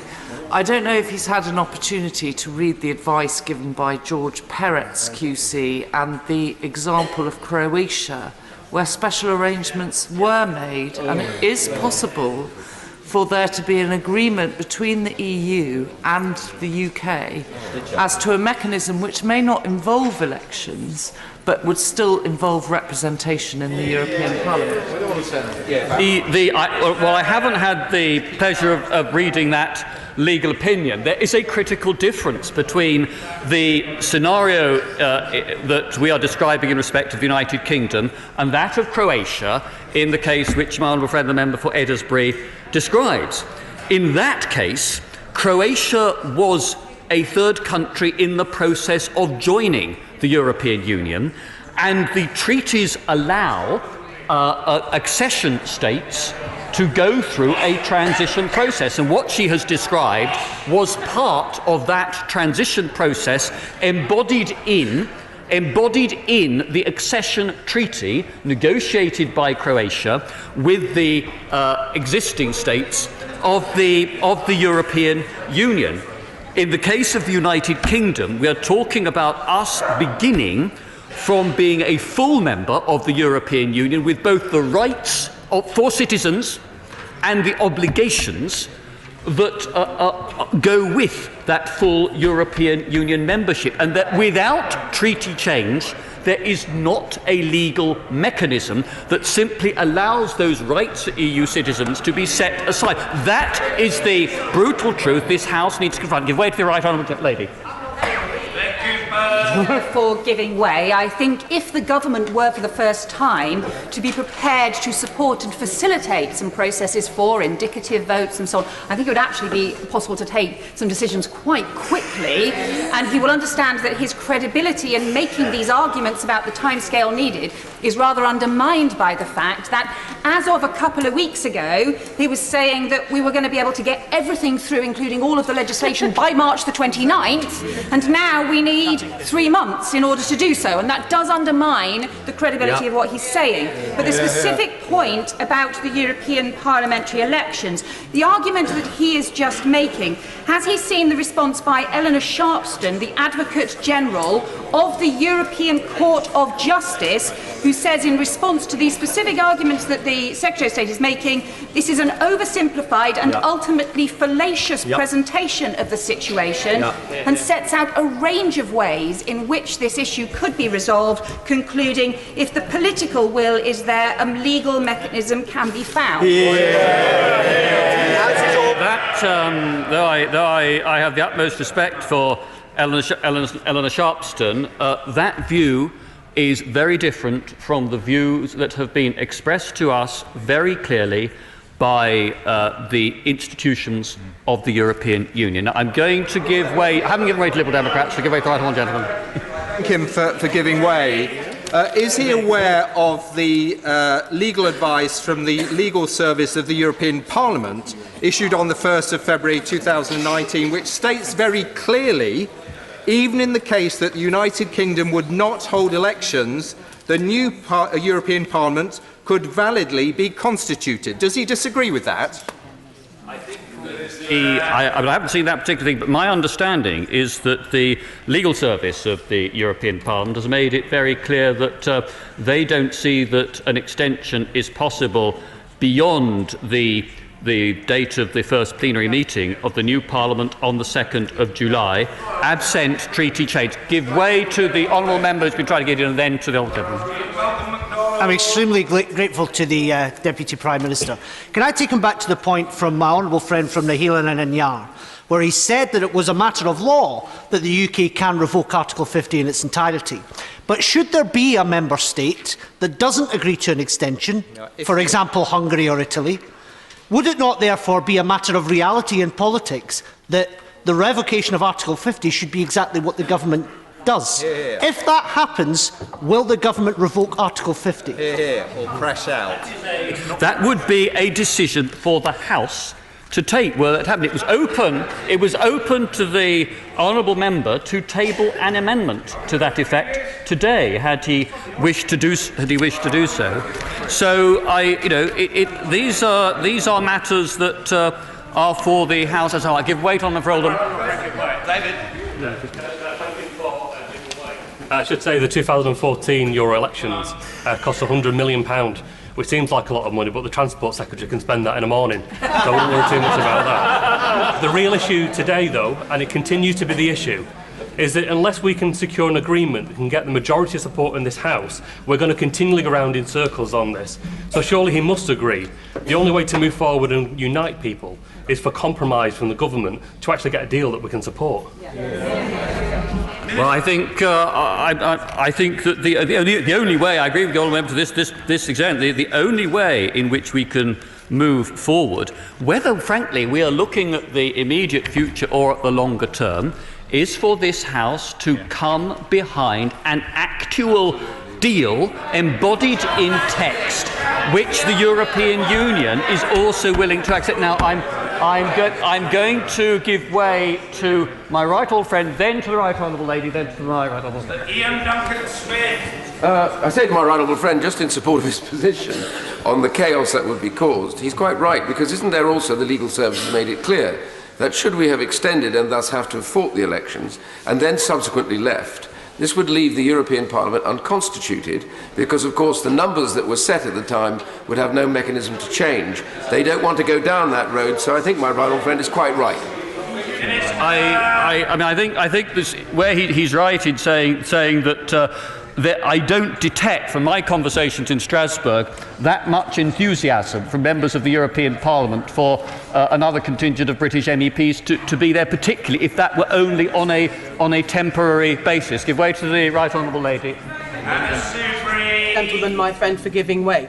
Mr. Speaker, I don't doubt, and I think it's true that the whole House doesn't doubt, that the right honourable gentleman is a man of his word, and when he gives a commitment at the dispatch box, we all absolutely have confidence it will be delivered. Can he help us, though, with this? Paragraph 167 in Hansard on Tuesday, the 26th of February, the Prime Minister set out her plan, all of which is actually unfolding. And so today we are having the debate and we will have the votes on the government motion and the amendments. And if either of those amendments are successful or the motion prevails in the end, we know there will be an extension. And in that event, the Prime Minister undertook that the necessary legislation, I'm reading from Hansard, Mr. Speaker, to change the exit date commensurate with that extension will be made. In other words, legislation will be brought forward. On that basis, will that legislation be brought forward to this House next week? And if not, when? The commitment is that, from memory, this was repeated from this dispatch box by my right honourable friend last night. So I'm happy to record again that undertaking by the Prime Minister and by the government. The exact timing for the introduction of legislation would have to await a decision by the European Council. It's not that if we're talking about an extension for a specific time period, what the government's commitment was for was to do that once this had been agreed not just by the House but by the European Council, because there's little point in us bringing forward legislation for a particular duration only to find that is something that doesn't fly at European Union level. I'm going to give way to my right honourable friend. Can I give way? I'll give my right honourable friend for South Deep I'm extremely grateful to my right honourable friend. A while ago, before he got drawn into this arcane debate about the minutiae of the European Union's peculiar practices. He fleetingly mentioned the public. And our legitimacy is built on public faith and bolstered by public trust. And the government chose to specify a date in this legislation and thereby created an expectation.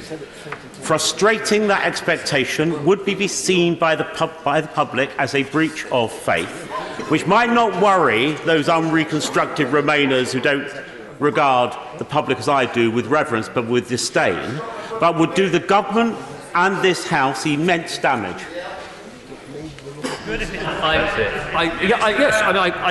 I don't disagree, my honourable friend, but the remedy for the House is to rally behind an actual deal that allows our exit from the European Union to take place. I'm going to give way to my right honourable. I think the right honourable lady wants to come in on just as on a supplementary, then to my honourable friend. I'm very grateful indeed to my right honourable friend, who's making his case with his customary acuity and good manners. And I agree with him that the essence here is not all these arcana imperi that we're dealing with about the European elections, but rather the fact that this House has to come to a decision and has to agree on a way of leaving in an orderly fashion this institution if it is to prevent a no-deal exit. That is clear, I think, to almost everyone in this House.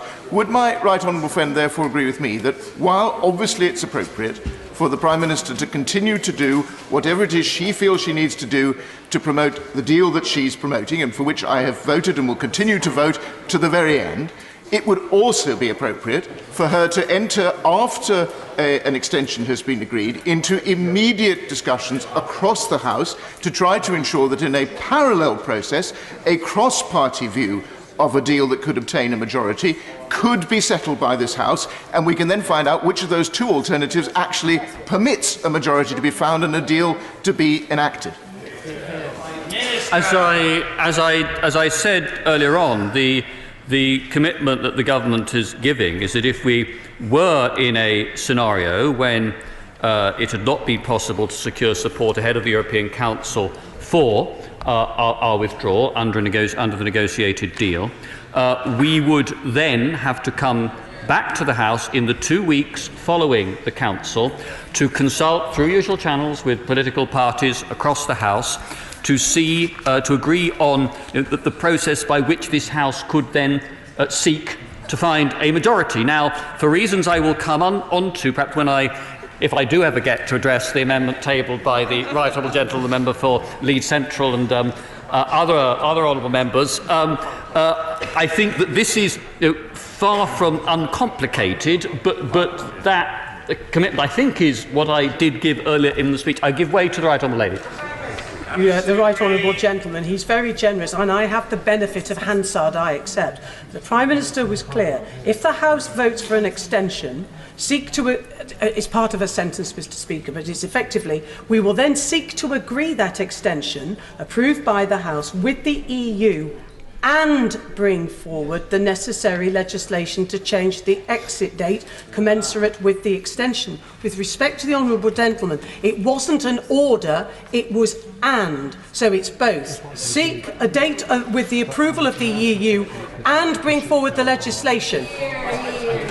I really don't think that there is a big difference between what the right honourable lady is quoting and what I said earlier. I mean, the commitment is there to, in Hansard, as she says, from the Prime Minister, to, in those circumstances, to seek to agree an extension with the European Council and to bring in the necessary legislation. But the legislation would have to provide for the duration and any purpose and any condition of extension that had been agreed with the European Council. We cannot operate in a vacuum here. We are dealing with a process that flows from Article 50 of the treaties. It is not something this House can simply resolve on its own. The job of this House is to come to agreement on a deal. And I'm giving way to my honourable friend for Huntington as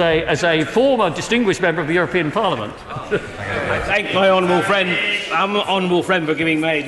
My point is that for now over 2 years we've invoked Article 50. We've been absolutely incapable, either as a party or a government or a parliament, to get a decision on a withdrawal agreement. Why would you ask me to vote for an extension of Article 50 so that we can just argue for another couple of months? Because we have got to have a withdrawal agreement before we extend anything.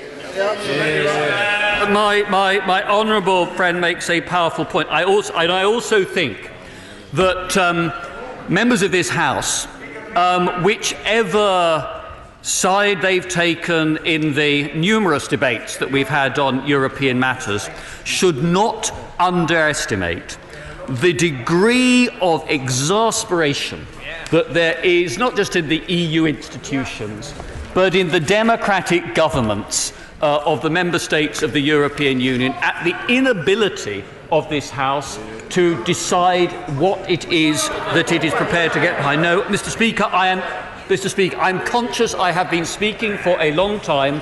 Other members of this House wish to speak, so I'm going to make progress now, and I want to finish what I'm saying about the government's case and then move on to the amendments which you have selected. Mr. Speaker, what we do not want to do is to be in a situation where the only certainty would be more uncertainty. But if this House has not come together around a deal by Thursday next week, the only viable extension would be a long one. We would have to hold the European Parliament elections, and the government would facilitate a process with the House to consider the potential ways forward to reach a majority. But as my right honourable friend said last week, that delay, would ensure that the only certainty would be greater uncertainty for businesses and for the constituents whom we represent. So that is the choice that we face and the responsibility that we must now shoulder. Now, if I can, Mr. Speaker, turn to the amendments which you have selected for debate. No, Mr. Speaker, I apologise to those honourable friends and honourable members opposite who are wishing to intervene. I have given way many times. I have tried to be fair to members of all political parties represented in this House, and I want to speak on the amendments, conclude my remarks, and let other right honourable and honourable members speak. So if I can turn first to Amendment H in the name of the honourable lady, the member for Totnes. This requests an extension of Article 50 for the defined purpose of holding another referendum on whether to remain in the European Union. Mr. Speaker, I don't think it will come as a surprise to the honourable lady, the member for Totnes, if I say the government's position here is well rehearsed. I respect the persistence of her and others who tabled similar amendments in putting forward this proposition, but I do not believe another referendum offers the solution that we need. I think rather it would reopen the divisions established in the 2016 campaign and would damage what is already a pretty fragile trust between the British public and members of this House. And our obligation, first and foremost, is to honour the mandate given to us in that first vote, which was to leave the European Union, and why the government is focused on honouring that mandate in a smooth, orderly way. Now, if I can turn to... No, I'm not giving... I'm sorry, I beg the right honourable lady's pardon, but I have given away many times, and I hope that the right honourable lady will have the opportunity to catch your eye later on, Mr. Speaker. If I can turn to Amendment T... I beg his pardon, Amendment I, Mr. Speaker, in the name of the right honourable gentleman, the chair of the EU Exit Select Committee, and others. That amendment seeks and proposes a particular process to enable the House to find a way forward that commanded majority support through an extension period. Now, Part 2 of this amendment suspends government control of the order paper on Wednesday the 20th of March to give priority to a cross-party business motion tabled by 25 members from at least 5 different political parties.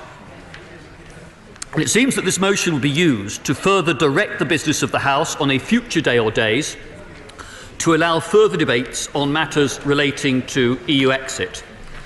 Now, the government has set out to the House previously our case that this amendment or others similar to it seek to create and exploit mechanisms that would allow Parliament to usurp the proper role of the executive. It would be unprecedented action and could have far-reaching and long-term implications for the way in which the United Kingdom is governed and the balance of powers and responsibilities in our democratic institutions. And I'm sure that the majority of members, whether they are people who are honourable members who are supporting the current government, or whether they are perhaps people who aspire to support and serve in a future government of some political stripe or other, must recognise that fact. And so, while I don't question the sincerity in which this amendment has been put, to seek to achieve that desired outcome through such means is, I think, a misguided, not a responsible course of action. I think that's equally true of Part 3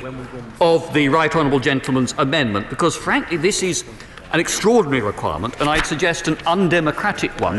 What it means is that if 100 members from these benches moved a motion under the terms of the amendment, that motion could not be called. And it means that if 100 members from the Labour Party benches moved a motion, that could not be called. It would mean that if 400 members from both the government and the principal opposition benches moved such a motion, it could not be called. It hands the power of whether a motion can be called, in effect a power of veto, to the smallest parties in the House. So if a motion had the support, let us assume that the Right Honourable Gentleman's motion were accepted by the House. That would mean that a motion brought forward under Part 3 of the amendment, if that motion had the support of members from the Scottish National Party, from Plaid Cymru, the Liberal Democrats,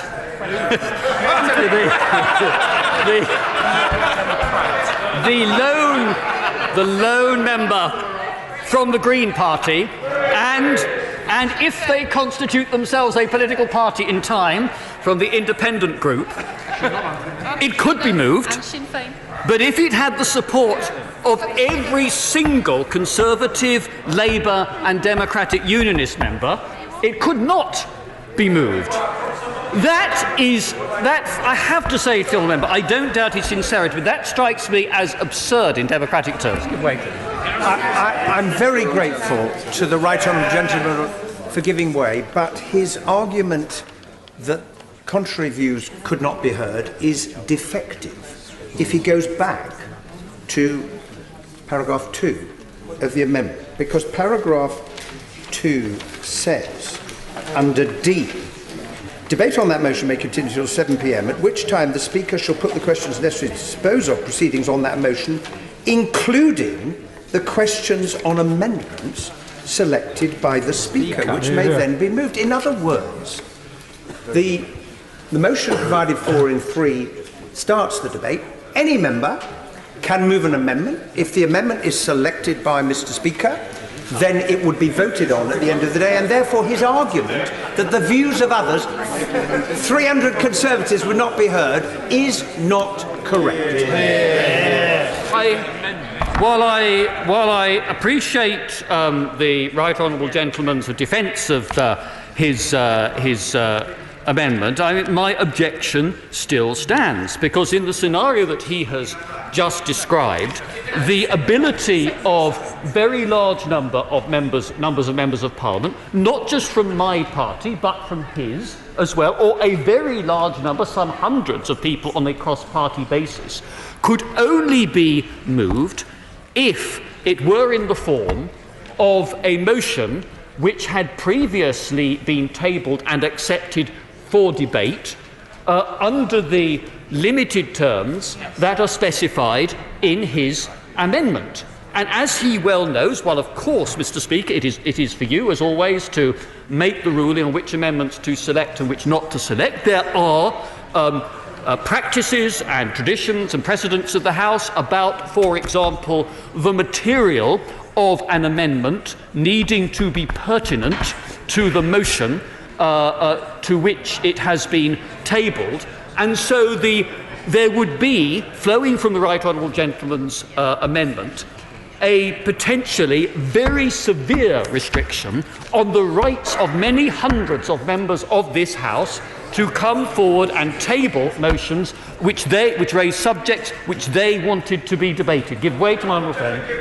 My right honourable friend, he's making a very powerful argument, and in fact it's worse than the position he indicates, because it says in the motion in paragraph 3, the amendment, including at least 5 members elected to the House as members of at least 5 different political parties, elected to the House. So it's carefully crafted to exclude the Tiggers, meaning we'll have tyranny by minority, because either Plaid Cymru or the Greens will need to be on this kind of motion. So in other words, 4 members of this House can hold the entire House to ransom. I think that though as my honourable friend says, though the intention behind this motion is sincere, I think that it is on both constitutional and technical grounds defective, and I think the approach that I have outlined about the government's preferred way forward offers a better route. I'm going to give way. I think my friend wants to come in. My right honourable friend is kindly giving way, and my point was very similar to my colleague that just raised it. I mean, what is the position, based on the wording of this amendment, of those members of this House that are not in receipt of a whip, which happens from time to time, and indeed there are members of this House that are currently not in receipt of a whip or a member of a political party? It seems to me that this form of discrimination against independent members in this House is quite unacceptable. My right honourable friend raises a very interesting question, which I confess I'd not considered in detail, but there are a number of members of this House who sit as independents of various kinds, who may or may not have registered as a political party with the Electoral Commission under the terms of the relevant legislation.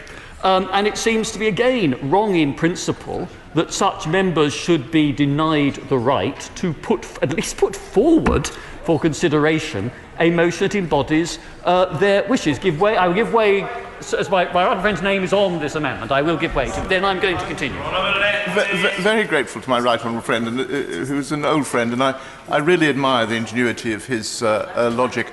But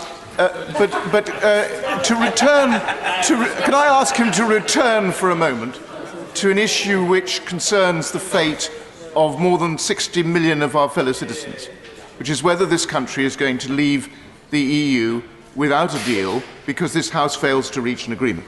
The purpose of this amendment is to facilitate, within the period of a short extension, a 3-month extension and not a long one, the ability of this House, by some mechanism, actually to debate and resolve the question of a deal across the parties.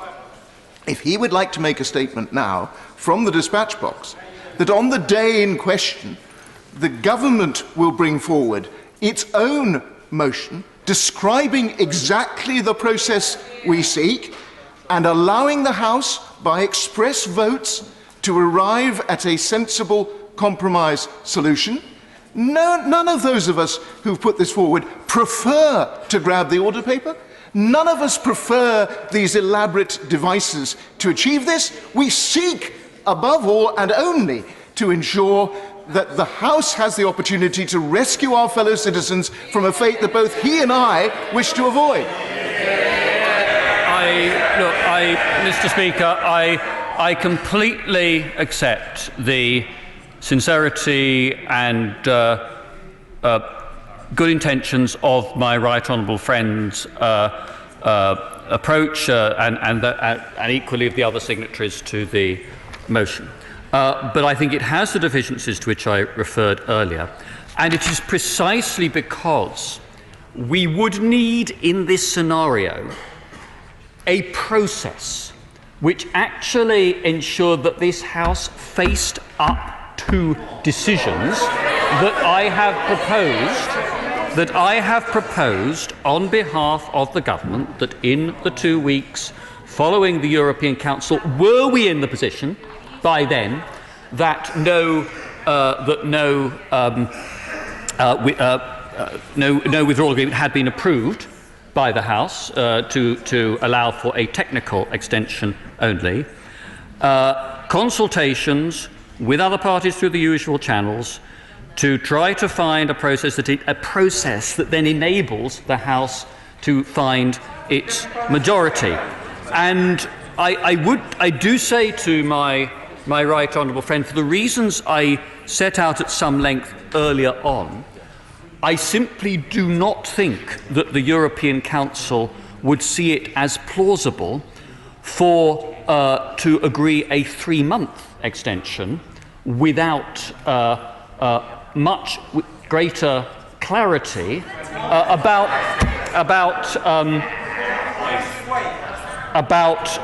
what, not just the process, but about an outcome in this hypothetical scenario. And not only that, but as I understand it, what my right honourable friend, who, as he says, he's always supported the deal that the Prime Minister negotiated is on the table, but what he is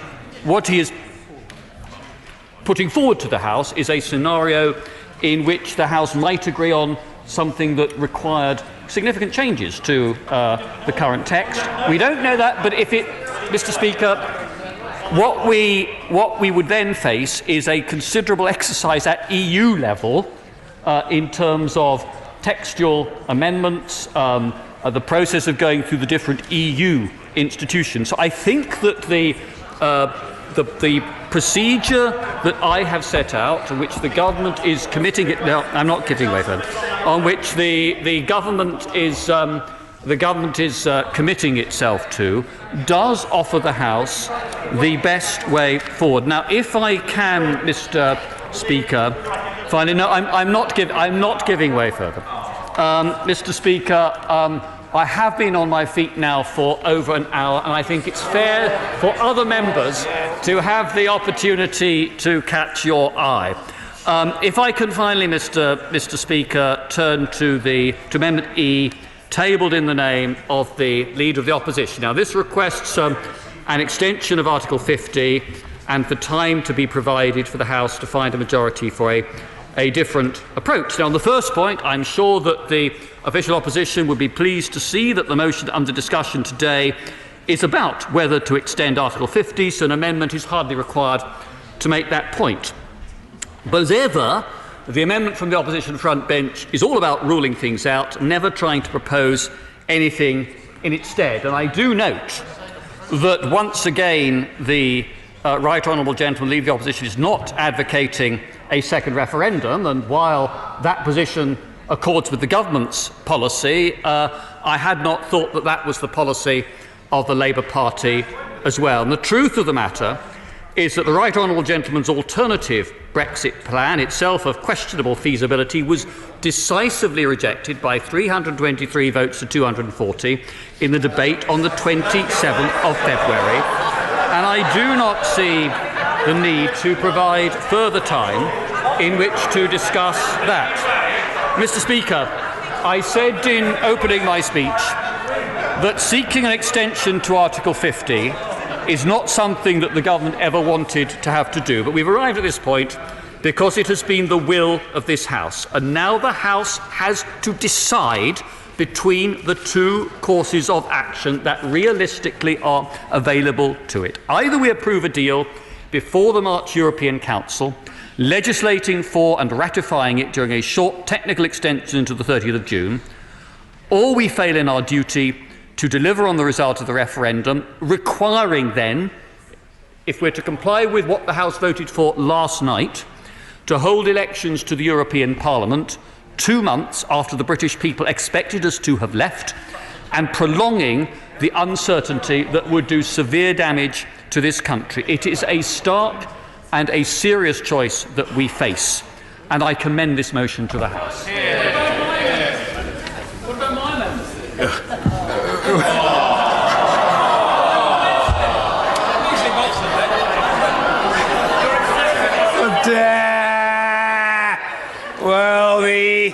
honourable gentleman is observing, some would say bleating, I would say observing, from a sedentary position that his amendment was not referred to by the Minister. I'm sure the tender sensibilities of the honourable gentleman will recover from the assault to which they have been subject. Point of order. If it helps the honourable gentleman member for Rhondda, I'm conscious that I did omit responding to his amendment, but I shall draw that to the attention of the Secretary of State for exiting the European Union so that he's able to, if time permits, to make some response during his concluding remarks. The honourable member asked if the government will be supporting his amendment. I do urge him to contain his excitement on that matter. The question is as on the order paper. Sir Keir Starmer. Thank you, Mr. Speaker. I rise to support Amendment E in my name and the name of the Leader of the Opposition. When the Prime Minister announced 2 weeks ago that she would hold a second meaningful vote on the 12th of March, and if that failed, that she would enable a vote on the 13th of March on whether we leave on the 29th of March without a deal, and if that succeeded, enable a vote on extension of Article 50 on the 14th of March today, she was taken at her word. Had the Prime Minister simply done that yesterday by tabling a simple motion seeking agreement that the UK not leave the EU without an agreement on the 29th of March, she would have succeeded with a hefty majority. But for reasons best known to herself and her advisers, she tagged unnecessary words to her motion yesterday, causing splits, divisions and chaos on her own side, and putting further into question the ability of the government to govern. Today, it seems, the lessons of yesterday have not been learned. A simple motion today seeking a mandate from this House to ask for an extension of Article 50 for a length and purpose to be negotiated with the EU would pass by a hefty majority. But again, the Prime Minister risks splits, divisions and chaos by tabling a motion that wraps the question of whether there should be a third meaningful vote into what should be a simple question of extension. The idea of bringing back the deal for a third time without even the pretence that anything has changed, other than, of course, using up more time, is an act of desperation. Mr. Speaker, yesterday I was offered a bet about this for £50, which would go to Help for Heroes from the Honourable Member for Rayleigh and Wickford. I should have taken up that bet, and perhaps he and I should now both offer £50 to Help for Heroes, because it looks as though the government, in all seriousness, is adopting this absurd and irresponsible approach of simply putting the same deal again a week later, now not even pretending that anything has changed other than another week has been used up. I will give way. Very grateful to the right honourable learned gentleman giving way. Has he, like me, read the rumours in the newspaper that the government may try to argue that there's been a material change in circumstances by changing their legal advice to take into account Article 62 of the Vienna Convention? And does he, like me, agree with the weight of legal opinion that they're on a hiding to nothing with that argument? Hear, hear. I'm grateful for that intervention, and we wait to see what further advice the attorney gives, if any. But I have to say, the suggested nuclear option of crashing the treaty completely, bringing down citizens' rights, the financial arrangements, the customs arrangements, the trading arrangements, as the way forward, came as a surprise. And that's for the reason I thought the attorney had left it out of the advice he gave last week. But to burn the whole house down, to try to suspend or stop the backstop, is so extreme that I'd be extremely surprised if the government rests its case next week on that basis. I will give way. The Attorney General is going to say next week, but I would say politely to the right honourable gentleman that in paragraph 19 he does clearly make reference to a fundamental change of circumstances, which would indicate to me that Article 62 was something in his mind.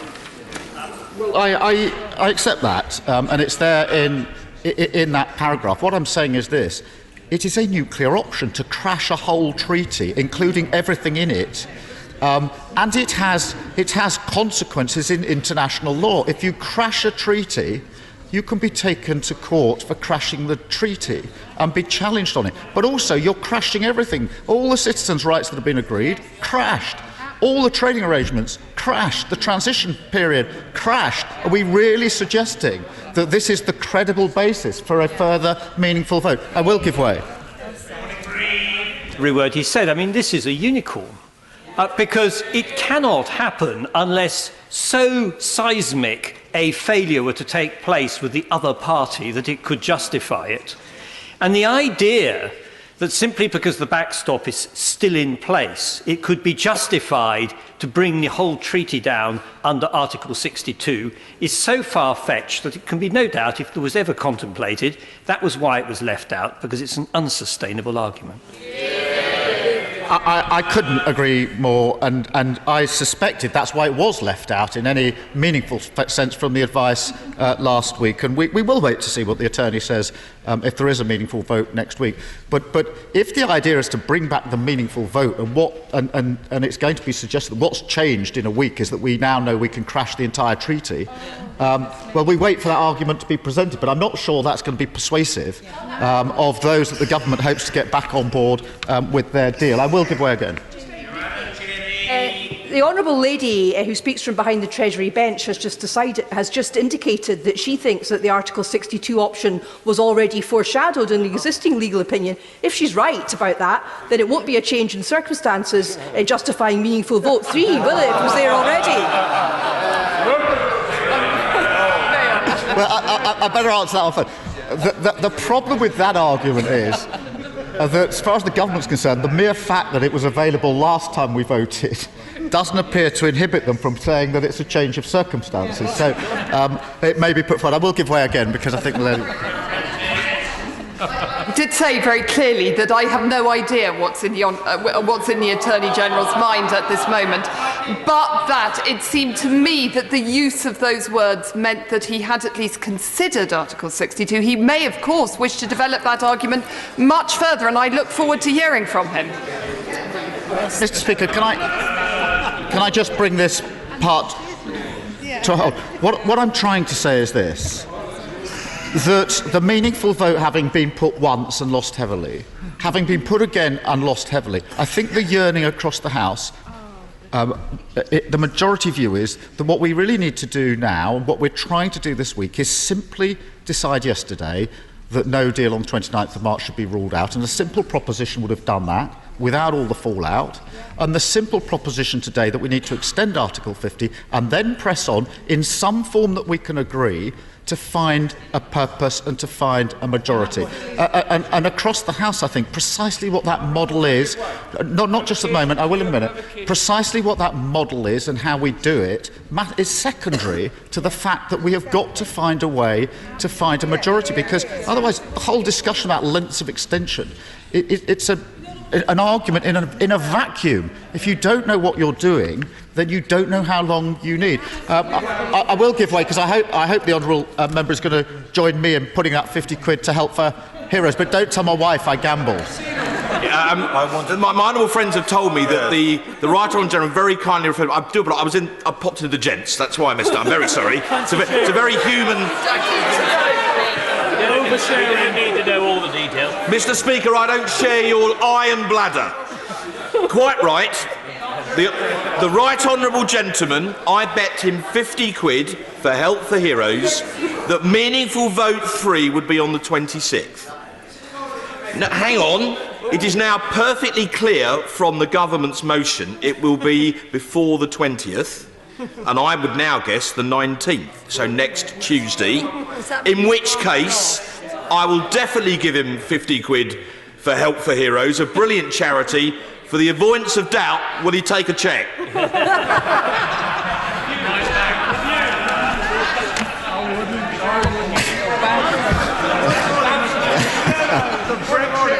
I have to say, Mr. Speaker, taking cheques from the honourable gentleman may be a slippery slope, but maybe in the spirit of compromise, why don't both he and I give £50 to Help for Heroes, and then I will give way to my... grateful to my right. Point of order, Mr. Angus Brendan McNeill. Well, it's laudable, Mr. Speaker, to donate money to charities. Is it in order to be gambling? Are we turning the House of Commons into a casino now? Well, I think we shouldn't altogether, despite the seriousness of the situation, lose our senses of humour. And I think that the Right Honourable Gentleman's observations and those of the Shadow Secretary of State should be taken in that vein. Oh, very well. Point of order, Mr. Mark-Francois. For the avoidance of doubt, we'll call that 50 quid each way the Starmer Compromise. That doesn't require adjudication by the Chair, but the Right Honourable Gentleman's put his point on the record. I think that the Honourable Gentleman for Elton was about to intervene. The moment's passed, Mr. Speaker, but nonetheless, I'm going to dispense with the gambling theme. But my right honourable friend would have heard the Shadow Prime Minister trying to answer his friend from West Dorset in relation to facilitating discussions across this House. I mean, did he, like me, expect the government to come here this morning, following the defeats last night, to talk about how they can facilitate those discussions rather than come up with technical points to defeat an amendment which is trying to achieve that aim? I'm grateful for that intervention because it really follows up on a theme I was trying to advance yesterday, which is how we go forward from here depends on the attitude of the Prime Minister and the attitude of the government. Because at this stage, what I think a majority in the House wants is a Prime Minister who says, I now recognise my deal has been heavily defeated twice, and in the spirit of finding a way forward, I will drop my red lines and come up with a process by which the House can express views as to an alternative way forward. Because if we can't do that, if it's not, and this was the point I was trying to make yesterday, if the Prime Minister doesn't facilitate that and put that process forward herself, then the only thing that the House can do is to try to force it on her. And that does have constitutional ramifications. I'm not saying it can't be done. I'm not saying it shouldn't be done. It may have to be done.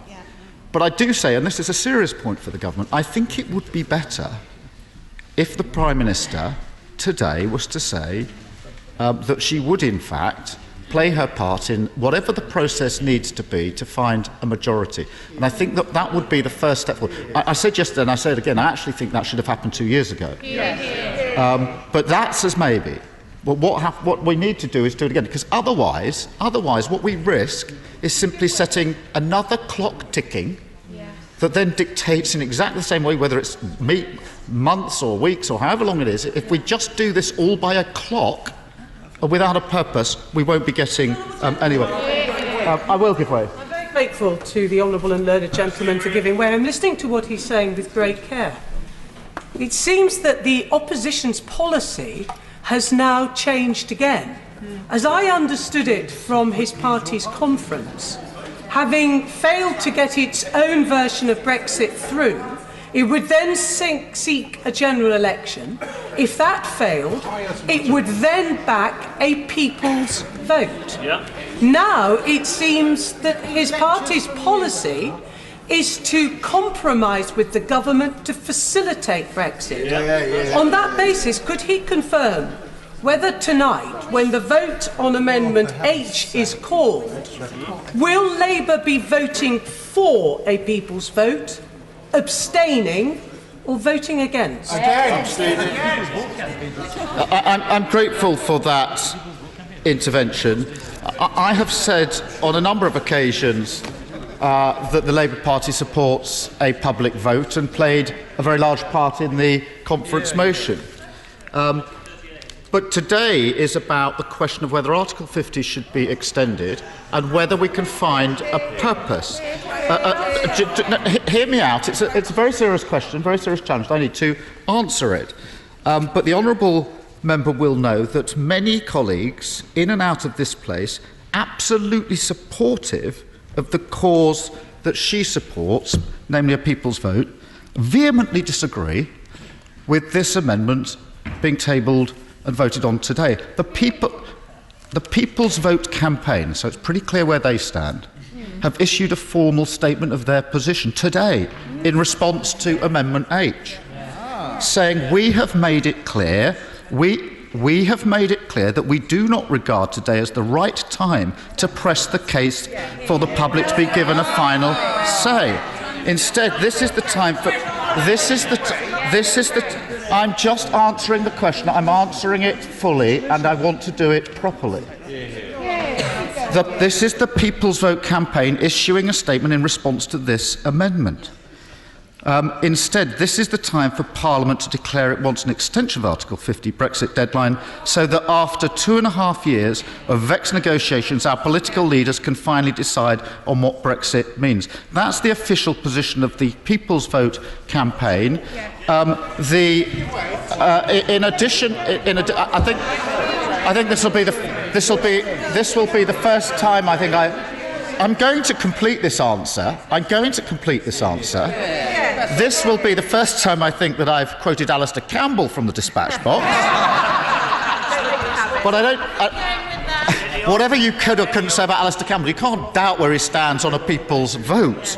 He has said today it is wrong to press the People's Vote amendment when the issue is essentially about extension. I think it's the wrong time, and it's for the wrong reason. Now, if I'm going to complete the answer. I'm going to complete the answer. If those pressing this amendment seem to be out of step with the vast majority of co-campaigners who are campaigning for exactly the same cause. Now, they may genuinely have a difference of opinion. But we will not be supporting H tonight. I give way. I'm very grateful to the honourable gentleman for giving way. Mr. Speaker, we are 2 weeks away from leaving the European Union as things stand. We are where we are in terms of the amendments that are in front of us today. I wouldn't necessarily have chosen to put down the amendment the way it's come forward. But I say to the right honourable member, our friend and colleague on the benches beside us, that we have that opportunity with the amendment today to express the views of people in the House of Commons that we must have a people's vote. And I implore him not to stand against the amendment today. Or I'm afraid that Labour will be found out for what they are, a fraud, and they're participating in Brexit happening if they fail to back the people's vote this afternoon. Great rhetoric, no substance.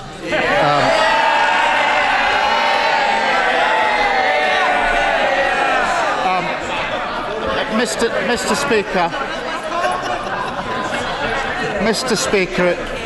Speaker, just to be clear, the amendment that we have put down for the Labour Party today is clear that we seek an extension of Article 50. And we want to find a process to decide where the majority is and how we go forward. Our position has been clear about what we support, and I've said it from this dispatch box many, many times. A close economic relationship based on a customs union single market alignment and a public vote on the deal, any deal the Prime Minister gets through. That has been our position. I've said it so many times from this dispatch box. We want to have those options decided upon, but as the vast majority of people, I think, and members in this House think today is about extending Article 50 and finding a way to that process. It doesn't rule out those amendments. It doesn't rule out support for those amendments, and to suggest that it does is disingenuous. It is simply saying today is about extending Article 50 and moving on from there. I will give way. I'm very grateful for the right honourable and learned member giving way. Does he agree with me that it's a great concern that elected members of Parliament who represent the interests of their constituents have not had an opportunity to vote on a wide range of options that may lead to consensus in this House about a way forward, and in fact that the Prime Minister never put her negotiating red lines to this House?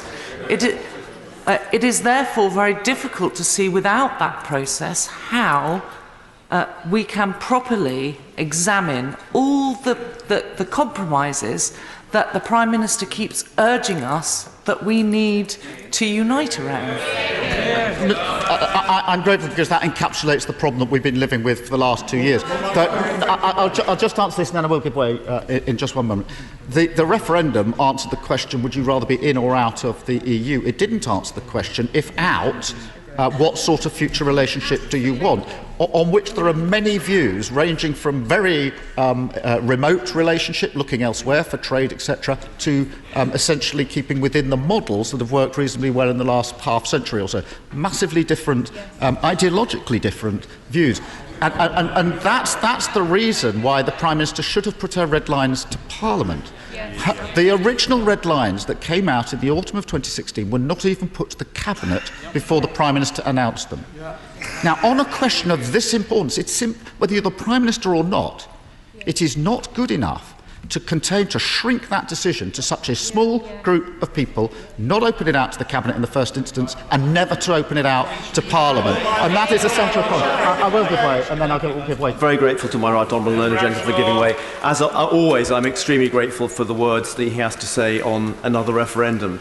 But does he understand that many of us on this side are very strongly tempted to vote for the amendments that's on the order paper today, partly because not all of the shadow cabinet and sometimes official spokespeople for the leader of the opposition do not speak with the clarity that he speaks with, and people are very unsettled about that. We accept there may be more and probably better opportunities to vote for an amendment on another referendum, such as that one in the names of my honourable friends, the member for Hove and Sedgefield. But nevertheless, we have to ensure that the Labour Party speaks with one clear voice on this. No more mixed messages.